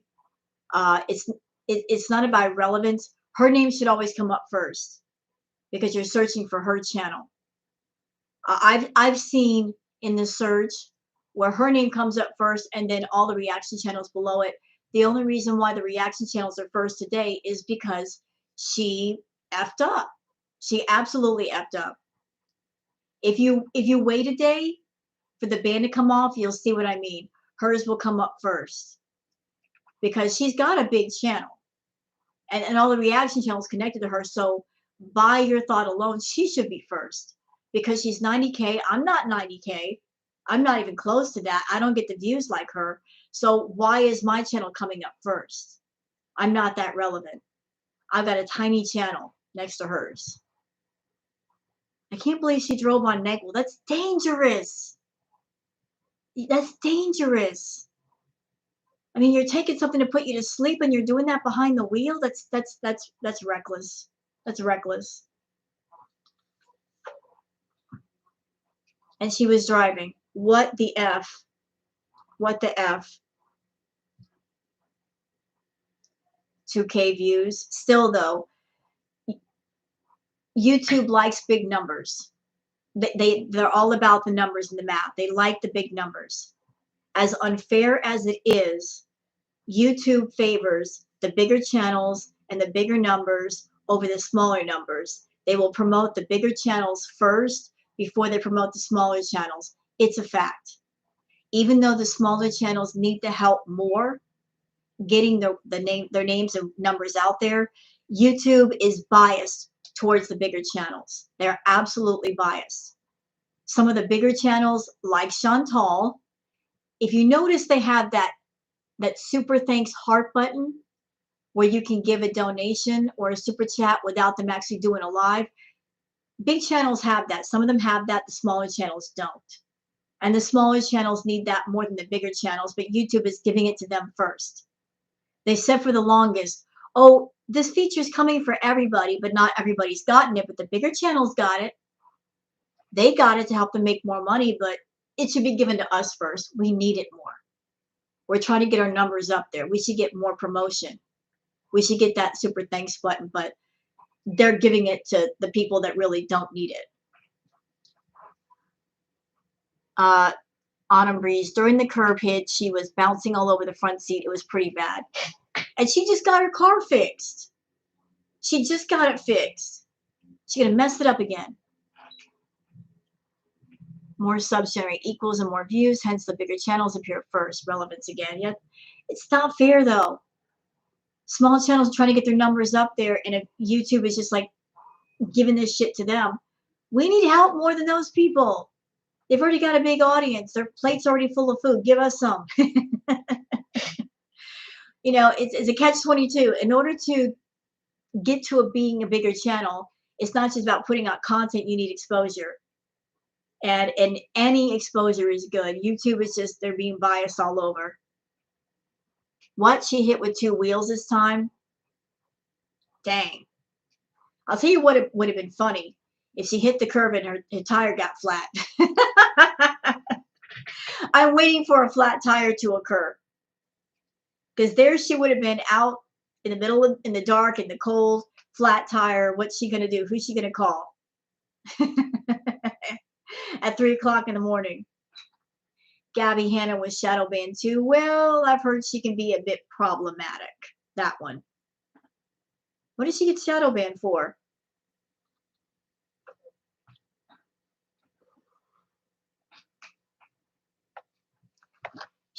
I remember PewDiePie. He could be as big as the moon, but he never got recommendations from him. Interesting. Are you subscribed to a lot of the video game channels? Because usually with the recommend, they search for different things that you're into to recommend to you. Is that why? Because they look to see what videos you're liking, and then they put something similar to that in your recommended. Like if you're into, say, pottery, they'll find all the pottery channels and throw them at you.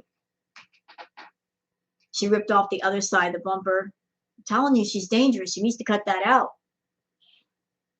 She needs to cut that out. So question, should I cover that last live that I couldn't get to last night? It's only 30 minutes long. And I looked through it. I really didn't see anything. Do you guys want to see that? I don't know. It wasn't that long and she wasn't doing much. And that's why beyond being tired, I just didn't touch it.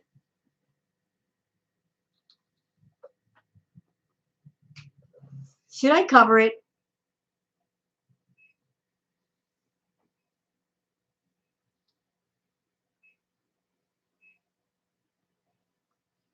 Ugh. If there's nothing there, I say no. I scan through it. I always scan through the lives to see, because this is what I'm doing, y'all. When I do a reaction video, I like for the reaction to go to an hour or less than that. I don't like going over anymore. It's just, you guys are here. I want your input. I'm interested in what you have to say. I want to know what makes you happy and unhappy. When you have a reaction video that's over an hour, is it too much? Is it too much? I mean, will you honestly watch more than an hour, Chantal? Do you have the time for it? Do you have the motivation to watch? Or is over an hour, is it enough? Is it too much? I want to know. I try to keep it to an hour because honestly, with her content, I can't cut it down to 15 minutes or 20 minutes or 30 minutes unless her video is short. I do try to condense it down as much as I can. But if she's throwing like 2 or 3 hours at a live at me, I cannot make it super short to include everything. I try to condense it down so much. Like, I want your input here. What do you guys think? I don't want my videos to be too long to where you're like, okay, I've seen enough of this. I'm out. You do some housework while cleaning. So a lot of people do that. They put the audio on and do other things. A lot of people do that. Do a reading of us in chat. What kind of reading? Do your reading. I never had one. But you're not here in front of me. Might be hard to do.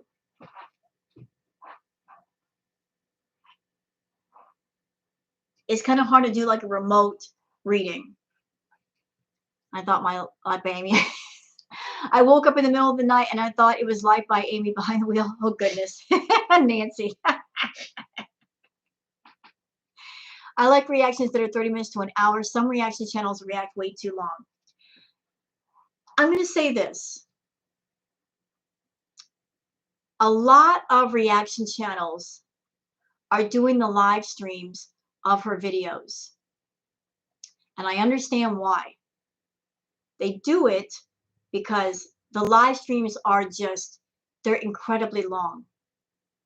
And it takes forever to edit stuff down. It's a lot to go through.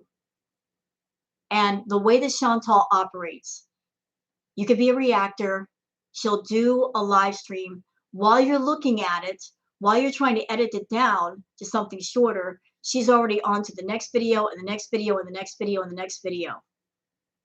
So the more time you spend on one live stream, the less time you can get to the others. And it's impossible to take all of them and put them into one. So it's just easier for a lot of reaction channels to do the live streams. Plus, there's the audience interaction, the memberships, the super chats, and all that. So it just makes more sense to do the live streams. But here is the problem. Here is the problem. There are so many reaction channels. There are so many great reactors that you, the audience, the viewers, the subscribers, the members, because Chantal's live streams are so long by themselves, that when you do a live stream, it's going to stretch the process out even longer. If you're looking to give your views and your attention to all the reaction channels, it's going to be impossible. Because how many times can you watch the same stuff over and over before your brain is just oversaturated? You see? So if you've got like more than one person that you're subscribed to, and that you watch and you like the reactions, how many hours of Chantal in a day can you possibly watch? So if you got one live stream that's 2 to 3 hours long, I mean, that's a long time to spend on one.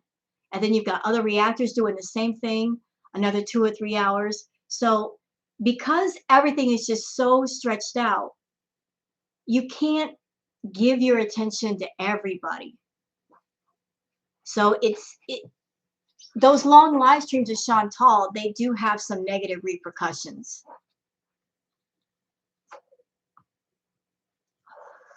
There's so many great reactors, but there's so many of them.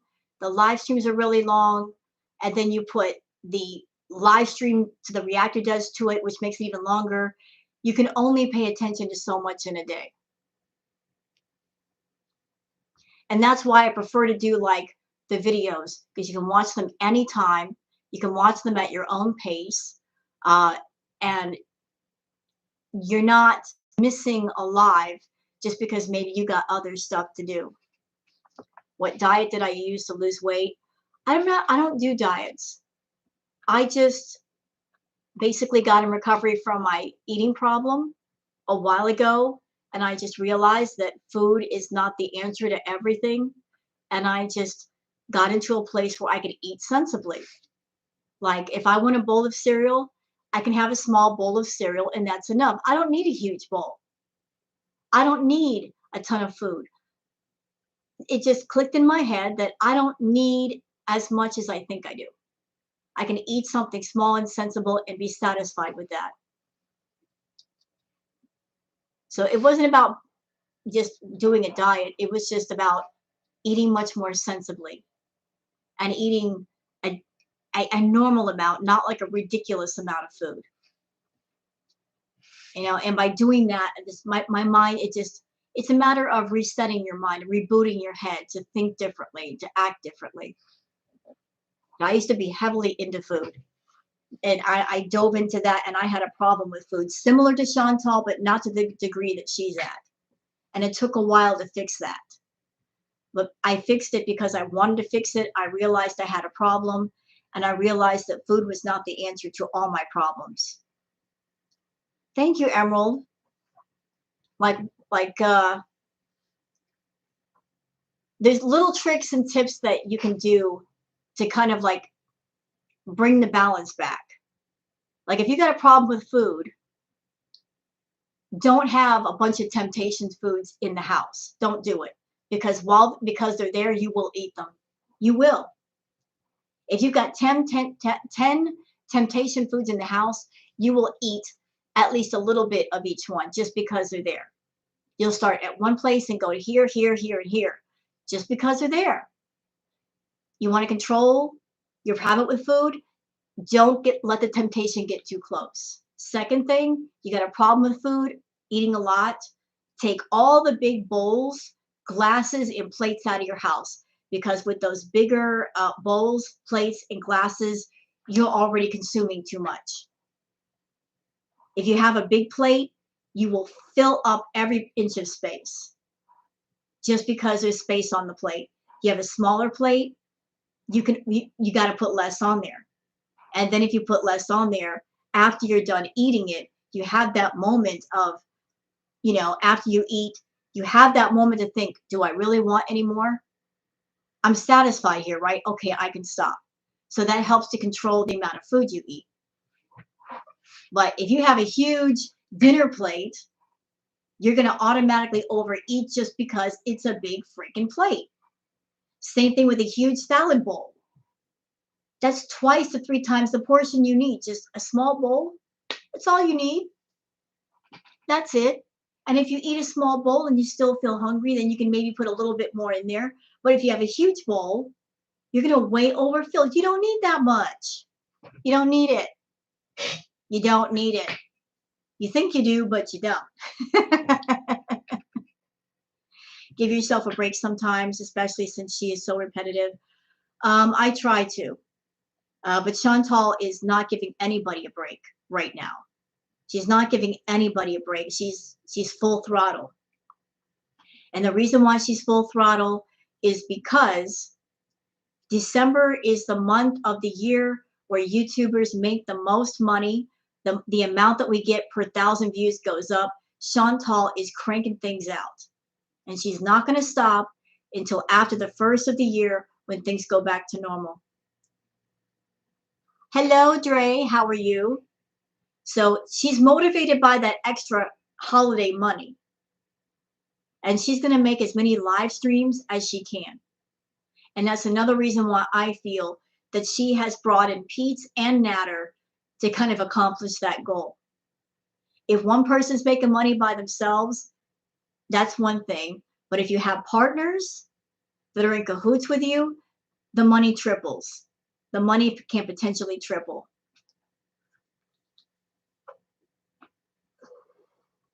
Most servings are a fistful. Have one if you want more, have another, but separately, don't eat them at the same time. Correct. Correct. Make a normal portion, eat that, and then judge how you feel. Are you still really hungry? Are you almost full? Eating smaller amounts gives you that moment where you can pause and say, do I really want more? Am I really hungry? Do I really need to eat a second portion? If the answer is no, you stop. Are you recovered? I'm not recovered. I'm sitting here. I got my second cup of iced coffee. I'm not recovered yet, Dre. I can't. Listen to my voice. Does it sound normal? It sounds kind of ragged. I was literally talking all day. Talking. I'm still in recovery. I need a spa day. Rose needs a spa day. I need a massage. I could go for a massage right now. That sounds lovely. A nice, relaxing massage. And a pedicure and a manicure. I need a girl's day out. Get my hair did. Okay. A girl's day sounds pretty good. All the ladies in the chat, we know a girl's day just makes you feel like $1,000,000, doesn't it? I need a day away from the foodie and Natter. I hear you. It's getting ridiculous over there. But we know how it's going to go. She's going back. She's going back. We know she's going back. Those little tricks sometimes don't work when it comes to a bad food habit because it's deeper than that. Autumn, you're right. You can't just use little outside physical tricks to help control your food. You have to address what's going on inside your head first because that's where the problem is. It's not your stomach. Your stomach is not the problem. What's going on inside your head is the problem. A lot of people don't understand that when it comes to EDs. They think it's all about just overeating or undereating. There's a lot of deeper issues that go with that. It could be trauma. It could be bad memories. It could be emotional problems. That's why you got to have counseling. That's why you got to talk to somebody and figure out what it is that's triggering you to eat. You've got to address it. You got to keep addressing it until you take that ball of yarn and you're unraveling it little by little until it's no longer there. But in the meantime, while you're doing that, you can use those physical tricks to kind of sort of correct the impulse to eat as much.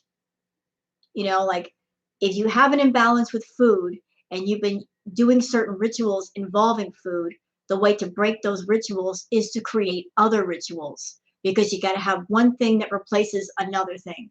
If you're looking at food as a source of love or comfort or escape, then that means to replace it. You have to find something else that you escape to. You have to find something else that gives you as much joy or more than food. If you're using food to kind of fill up that emptiness, then it's best to find something that you can fill up that emptiness instead that's much more positive. Okay, White Witch. Have a good day. How's Kenny? I don't know. Who's Kenny? Who's Kenny? I don't know any Kenny. There's no Kenny that lives here. It's just me and my cats. I'm not related to anybody named Kenny. I'm recovering from ED also. Yeah, and in EDs, it takes a lot to get on the other side of it. EDs are just a different kind of addiction, but it's still an addiction. Chocolate flavored chewing gum, try that. No, no, because chocolate is a temptation food. So if you are eating or consuming something that's too close to a temptation food, uh, you might get tempted to go to the actual thing you want. You see, you're going to chew that chewing gum and just start thinking about eating something chocolate. And the next thing you know, you're running to the store and buying an entire cake. I won't even burn candles in my house that smell too sweet because, like the vanilla candles, they smell like cookies or cakes, and that's going to make you hungry. You want to get away from the thoughts of food, so you don't want anything around you that might trigger that. She is pretty comfy, so I don't even burn candles in my house that smell like food.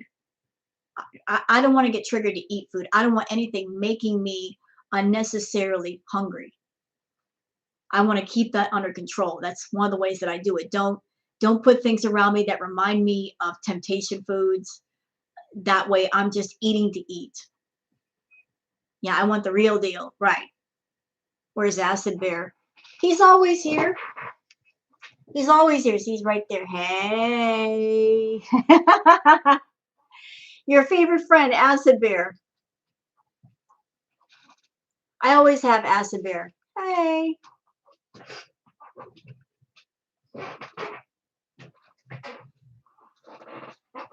Are you happy? You got a dose of Acid Bear today.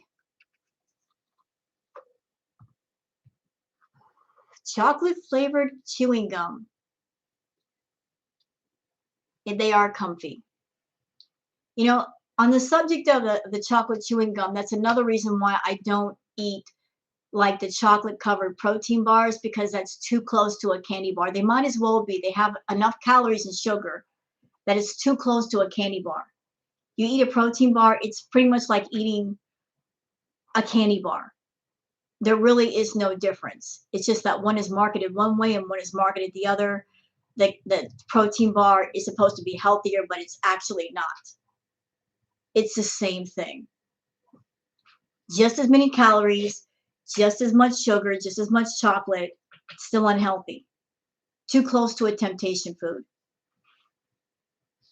Ask your man. Let me go peek on Chantal. Did you do anything yet, woman? Gotta keep an eye on you. No? Wait. Oh no, she didn't. So that last video that she posted last night, she removed it. I can't even react to it. She took that down. It's gone. So you're talking about him. I don't really care about him. That person, that individual, he's doing what he's doing in his corner. I've heard that person that you're speaking of is on Twitch, and he's been doing Twitch streams, which is fine as long as he's not on YouTube bothering anybody. He's making whatever money he can make over there. Yeah, she dirty deleted again. Trigger fingers. But you know, he does the same videos about the same 4 or 5 people, even though he's not getting paid for the views. He's just got nothing but negative things to say about certain people that he targets, me being one of them. But I really don't care. He's so irrelevant that nobody even talks about him on Twitter anymore. And there's nothing worse for a person that likes attention than when they get no attention. So, yeah, she's dirty deleting all over the place. Chantal being dirty over there. The only thing she cleans up is her channel. She won't clean up her room, but doggone it, she'll clean up her channel. She'll clean that up. She'll grab the broom and sweep everything away. If only her house was like that.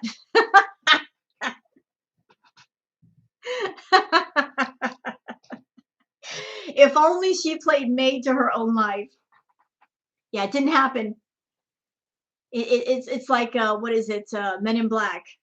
Look into this light. You did not see us. We don't exist. Click. It didn't happen.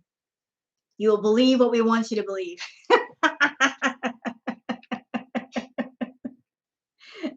You were imagining things. You drank some strange water from a strange pond, and you're imagining things. So delusions, delusions. You know what, Autumn? I believe he has a small channel, but really nobody pays attention to it. There's really nothing over there of interest. Nothing of quality, as usual. You know, I know he's got some of his minions in the room right now watching me. I know they are. I know they're lurking and spying, and they're going to report this back to him. And he might go off in a video about me, but I don't care. Don't care. He had some things to say about me in a video not too long ago, talking about my dumpster diving and the cats. And I got a couple things I want to say about that for the people in the back that are lurking. First of all, yeah, I'm a dumpster diver. Not ashamed of that. There's nothing wrong with it. There's lots of people all over that do it for fun, for survival, for profit, because they take some things they dive or they find and turn them around for a profit. And you can't like look down your nose on somebody else's survival. Second of all, he's the kind of trash that even as a dumpster diver, I wouldn't even bring home. Okay. Next thing, talking about my cats. I love my animals. I take care of them. Anything that I have, I take care of. So him over there making allegations that I'm a backyard breeder. I don't even have a backyard. I don't even have a backyard. I got 2 animals, letting them breed. She's gonna have her litter. They're gonna get fixed. That's the end of that.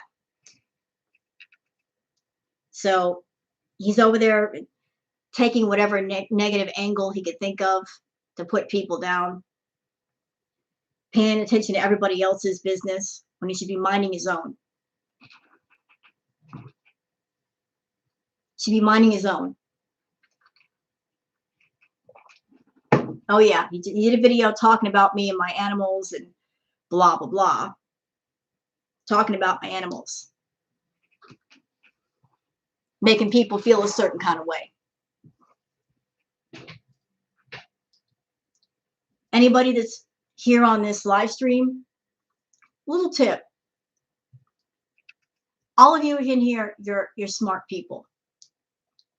If you happen to go on a channel and there's somebody talking about somebody else, when you're watching the live stream, you're watching the video, keep in mind, sometimes people will say things about other people because they're trying to hurt another person's reputation. And they're trying to ruin their audience. And they're trying to hurt their channel. So whenever you watch somebody, if they're saying something negative about somebody else, take a step back and look at it. And ask yourself, is this person speaking from a place of fact? Do they have receipts? Do they have proof of what they're saying? Or are they speaking from an emotional point of view where there is no proof? Because there are some people on YouTube that they're making it their business to ruin other people, to hurt other channels for the sake of their own benefit. And that person that I used to know is one of them. He's not able to be monetized anymore. So he wants to throw hurt around wherever he can. But understand that a lot of things that he says are not based in fact. They're based on just pure malice. Pure malice. Chantal really knows a criminal when she sees one. Yeah, because she looks in the mirror every day, so she sees one right away.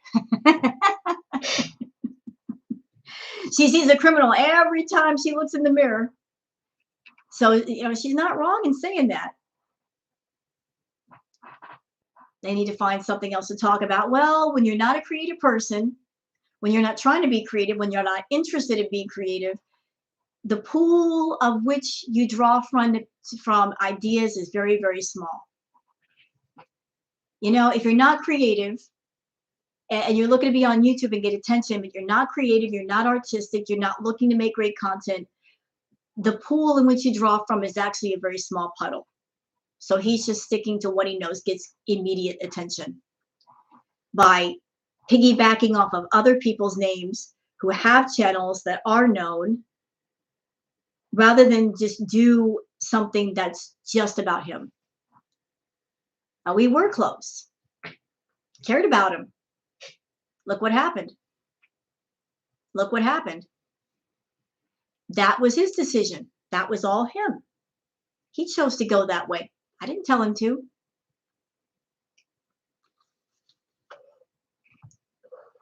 I didn't tell him to. Once upon a time, I cared about him. And I was his ride and die. But he did what he did. And then when he did what he did, we were no longer friends. But until that point, I was his ride and die. And I did care. And I was there for him. But everything played out the way that it did. And he chose the fate that he now has. That has nothing to do with me. Nothing at all. But even though I've kept away from talking about him, he still talks about me. Because what else is there to talk about? He talks about me, Damaged Chain, Life of a Free Spirit, Charlie Gold, D. Higgins. He's just relentlessly going after people. And I want to put this out there for the people in the back that are listening, that will report back to him and all those other minions on that side of the fence. Every single person that he's going after, that he has gone after ruthlessly, relentlessly, every single person that he's gone after, he once called at least a friend and an ally. They were all people that tried to help him in some fashion.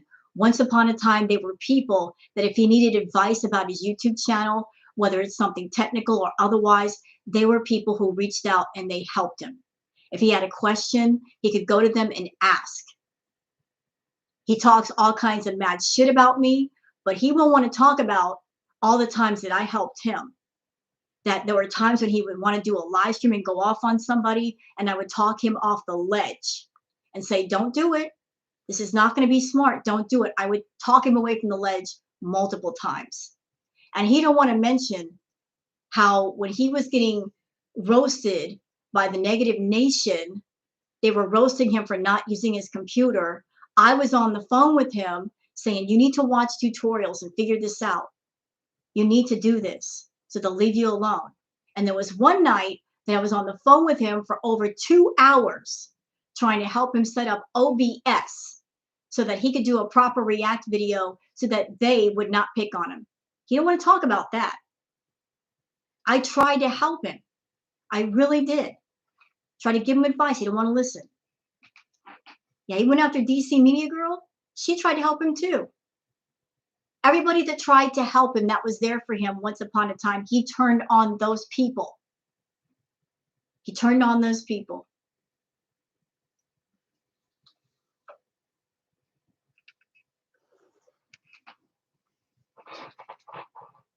Turned on all of us. So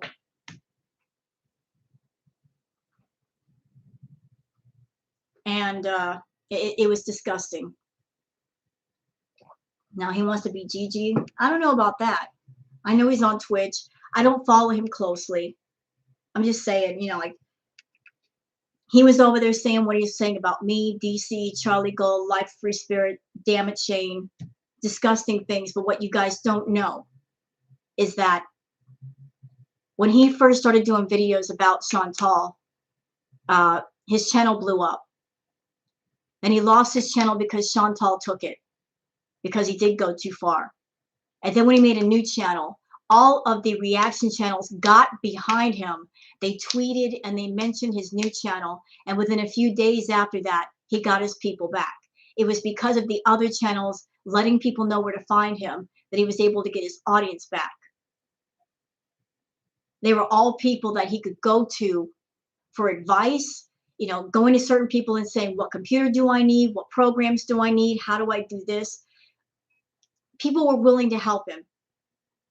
That's a valuable source of knowledge. He had that. He had that. And he lost it. He lost it.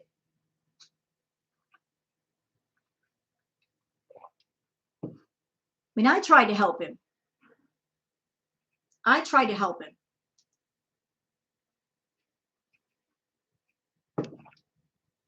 A lot of people did. And the thing that makes me the most mad, since we're here, I'm going to tell y'all. Here's what really pisses me off. A long time ago, he did a GoFundMe.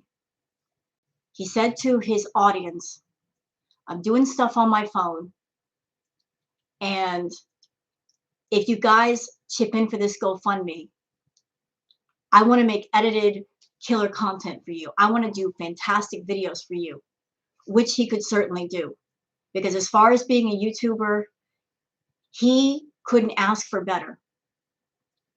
He's got the time. He lives in Manhattan, which is the heart of everything. And everything's within a subway ride away. Like you just literally walk outside your door and film everywhere. I mean, everybody's curious about what it's like to live in New York. The life of New York. I mean, I already, off the top of my head, I can name 20 different things he could do for his channel. 20 different things. What it's like to live in New York, the rent, the food, the cuisine, the monuments. Like right now, Christmas time, the window displays, the food, the snow, the weather, the people. That could be interesting, unique content that has nothing to do with getting down on anybody. But he did the GoFundMe. He got the money for the computer, $2,000 for an Apple iMac. Got the computer, didn't make a single video. Didn't make a single video. So in essence, he ripped off his own fans. He ripped them off. He didn't follow through with his promise. I don't approve of ripping people off. If you got people that are spending their hard-earned money and they go out of their way to help you get a computer because they love your content so much, asking for a few edited videos is not unfair. It's not unfair. It's not unfair. I'm on my $400 computer and I've done more editing with this garbage computer than he's done with that Apple iMac. And everything I do is self-taught. There's tutorials all day long on YouTube. All day long. You can teach yourself. You can sit down for a couple of afternoons and figure stuff out. No excuse. No excuse. So forget all the things he said about me. I am angry about the fact that he straight up ripped people off. Ripped them off. $2,000 for what? For a machine he doesn't even use. If I had an Apple iMac, I'd be doing all kinds of stuff. Gaming videos, all that. I would be utilizing that tool. He has the tool. He's got an Apple iMac, iPhone, and iPad. You've got the trifecta of all the Apple products, and you're not going out and giving people edited quality content. Why not? Why not? You got the tools. Your fans helped you get one of the tools. Why aren't you using it?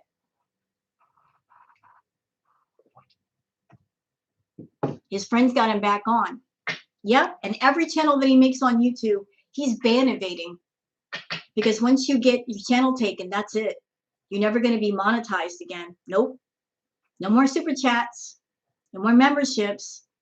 Basically, whatever content you make from there, it's all for free. That's why he went to Twitch. Can't make money on YouTube no more. Unless somebody gives him money through PayPal or Venmo or something like that. Through YouTube and Google AdSense, you're done. You're done. Once your channel's taken, that's it. No more being monetized.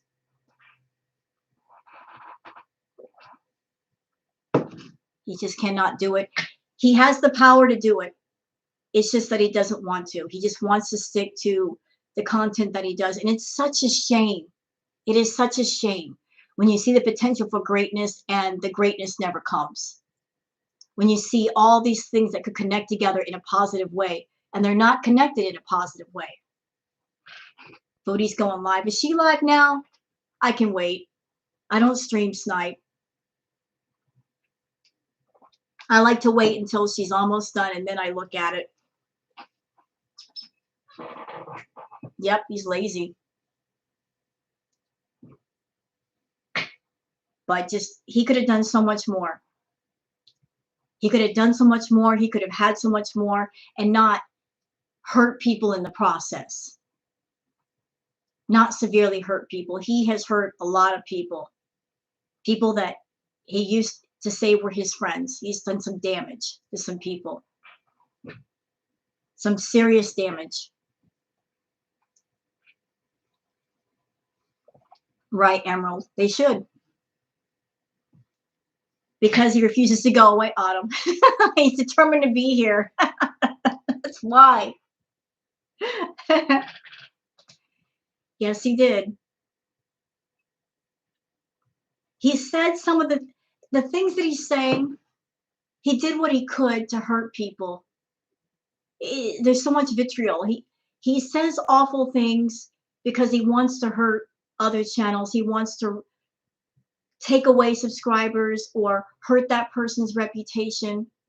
But all the people that he's talked about, our channels are fine. We're not demonetized. We're still making videos. We're still making money. He's the one, all that vitriol, all it did was hurt himself. All it did was hurt himself. You know, when you throw out negative energy comes back. And the more you throw out, the more that comes back to you. You're right. You're right, Nancy. That was uncalled for. It was very uncalled for because she did nothing wrong. Nothing. Nothing. Dee Higgins is amazing. She is amazing. That woman is an angel. She is amazing. She did nothing wrong. And he did her so dirty. He did her so incredibly dirty. She doesn't even have a channel. And she's always been there for other people. And he did her dirty. And she helped him out so much. And he did her so dirty. So dirty.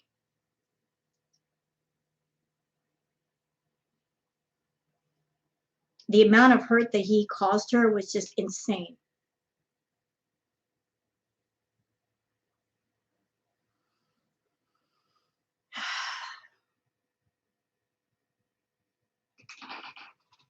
She is. She's a beautiful lady. She's a wonderful person. Wonderful person. And it just offends me that he went after all of us, but especially him going after her. Uncalled for. Uncalled for.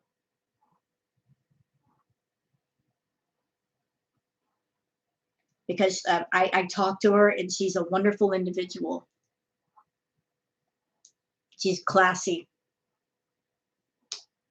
I'm sitting here thinking about all the things he said about her and the way he's hurt her. Just, I'm getting upset. Sorry.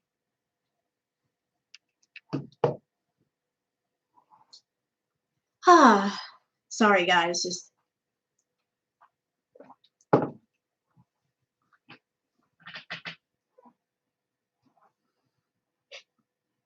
anyway. You know, he created his own fate. Could have been on YouTube with a big channel, making interesting, unique content, creative content, perhaps. Content that has nothing to do with Hater Nation, Negative Nation, No Nation, just unique content for himself. And the path that he's on is the one that he chose. Nobody pushed him there. And all these claims about all of us in the Hater Nation forcing him to do certain kinds of content is bullshit. How can we force him to do content? We're all thousands of miles apart from each other. How can anybody force anyone to do any kind of content? Nobody can force anyone to do any kind of content. It's ridiculous. Nobody.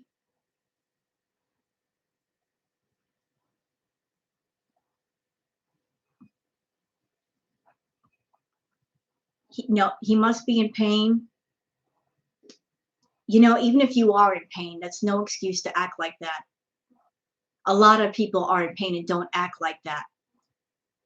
You know, you can be in pain and not act like a jerk and just go full scorched earth on everybody just because you can, just because you got other people backing you up that want you to act that way. You can choose not to. You don't have to act like that. You don't have to.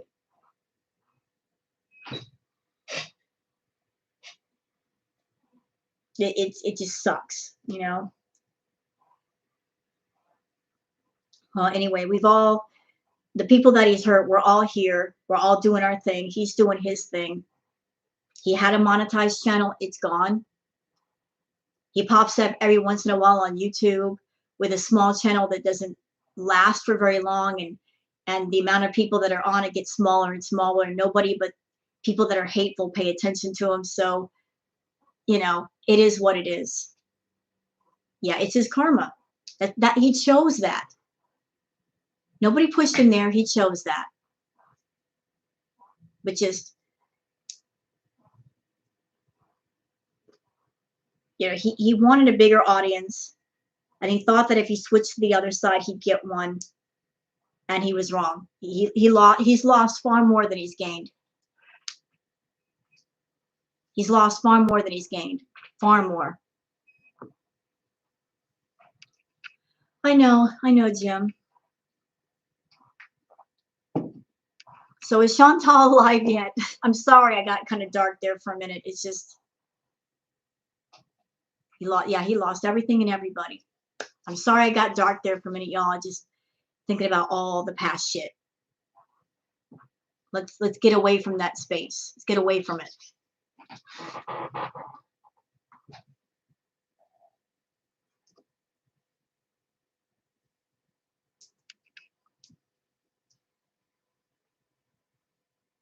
Yes, I'm still on, sweetie. I'm here. I love you, man.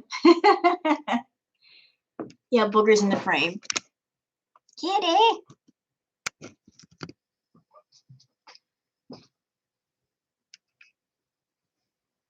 Anywho, is Chantal, is she on right now? Just needed to know. I understand.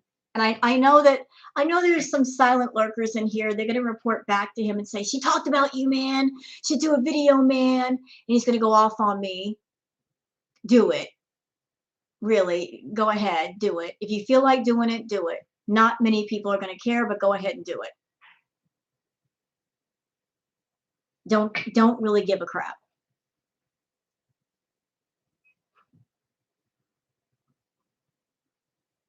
You know, it doesn't matter if that video that he does about me gets 50,000 views. He won't get paid for a single one of them.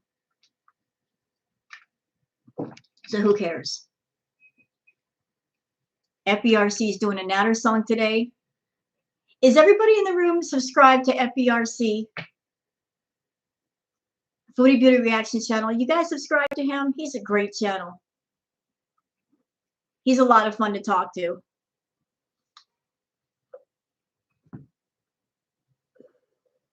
I'm going to do a promo video for Foodie Beauty Reaction Channel, I think, today. His channel is very entertaining, and he has me on panel a lot.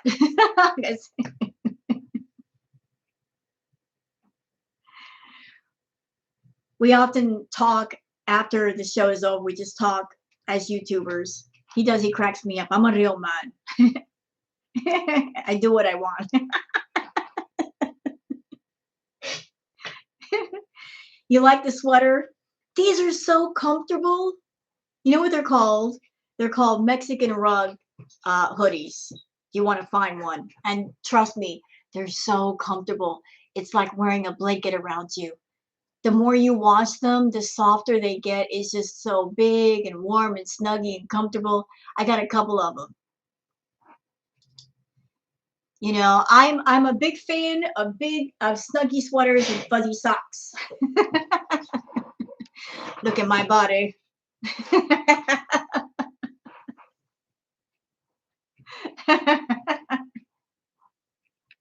I do what I want. Watch out for that plant. You'll check him out. Oh, he was a hoot. He did didn't he do something with Nat? No, was it No, it was the other night that he covered the rage stream of Chantal's, and he was on fire. Fire. He was on fire that night. I'm like, dang. Somebody give you a Red Bull? You got all kinds of like gasoline in your tank right there. You are a real man. You could never try to compare being like that. First world problems. Everybody thought he was Java at first. And I understood why, you know, because like the voice that he uses for his character. I'm not a real man. Thank God. Last time I checked, I'm not a real man. I can say that with all confidence. I am not a real man. I don't have the genitalia nor the chromosomes. I'm not a real man. I'm pretty sure of that. You want those socks? Look, I got a whole drawer of fuzzy socks, okay? I got a problem. I got a problem with the fuzzy socks. Just saying is great too. I love Maya. It's another channel you guys should check out. It's Maya Time. He's great too. He does the live streams either Friday or Saturday night, and he plays music and he sings and he plays Broadway stuff, and it's just a good time. Everybody can hang out, chill out, spend time with each other. Maya is fantastic, and so is Davita. And I love it when Davita and Maya are together because then it's just a fun time. Where you never heard of him? Hold on a minute. Let me just do this. Hold on. He does parodies. Let me find Maya's channel real quick so I can post the link. Do. All right. Oh, you see, and Maya also does coffee talk. He does coffee talk. So if you're looking for a chill place to go in between the nonsense that is Chantal, you know, I do recommend Maya's channel. I pretend to be a real man. He's bringing the parodies back. Fantastic. Can't wait to see it. Oh, it's the Duchess, darling. We're going to have some tea. You know, we're going to talk about all the celebrities. I love Maya too. Oh, look at us. Yeah, look at us. We're all here together. How about that? Look at me. Yes, look at me, darling. Look at me. You know what? Don't look at me right now. Wait. Don't look at me right now. Look at me now. Now look at me.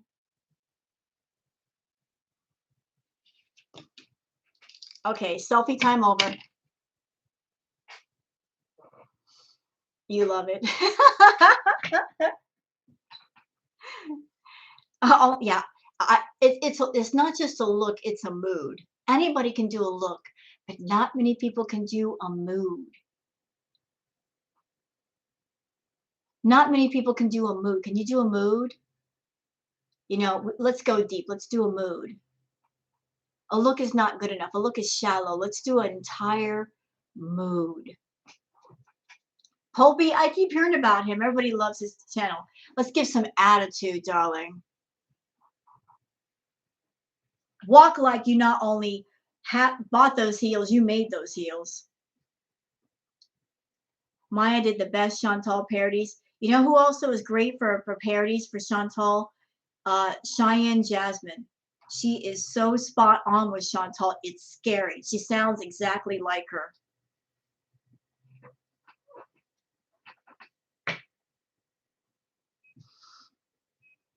She sounds exactly like Chantal. And she does Amber and Becky.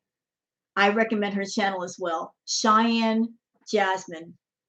You like my hair? This is my real hair. This is not like the wig hair. It's too doggone early in the morning for the wig. I ain't got time. I've been up all night with Chantal. Nah, that's my mood. This is a screw it. I was working all night. I don't care. We're just going to be casual, have my coffee, got my vape. This is the relax after Chantal mood. That's what this is. This is not a look. This is a mood. This is an entire mood. We're going for mood today. I ain't got time for a look. I got time for a mood, though. We got time for the mood. I like her ALR stuff.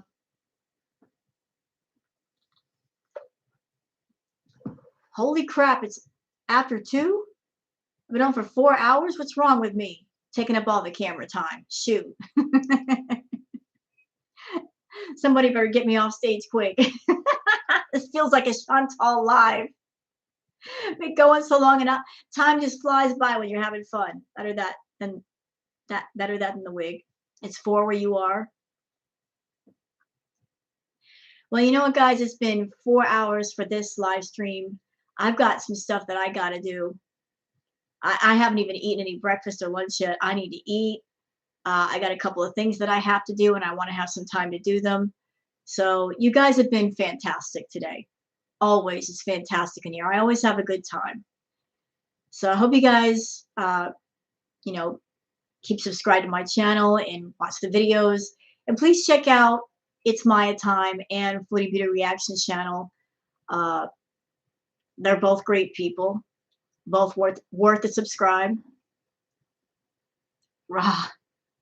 I'm gonna go now, and you guys have a great day. You hear me? But if you're not great, be great at it. Okay? You guys take care and have a good one. Bye now.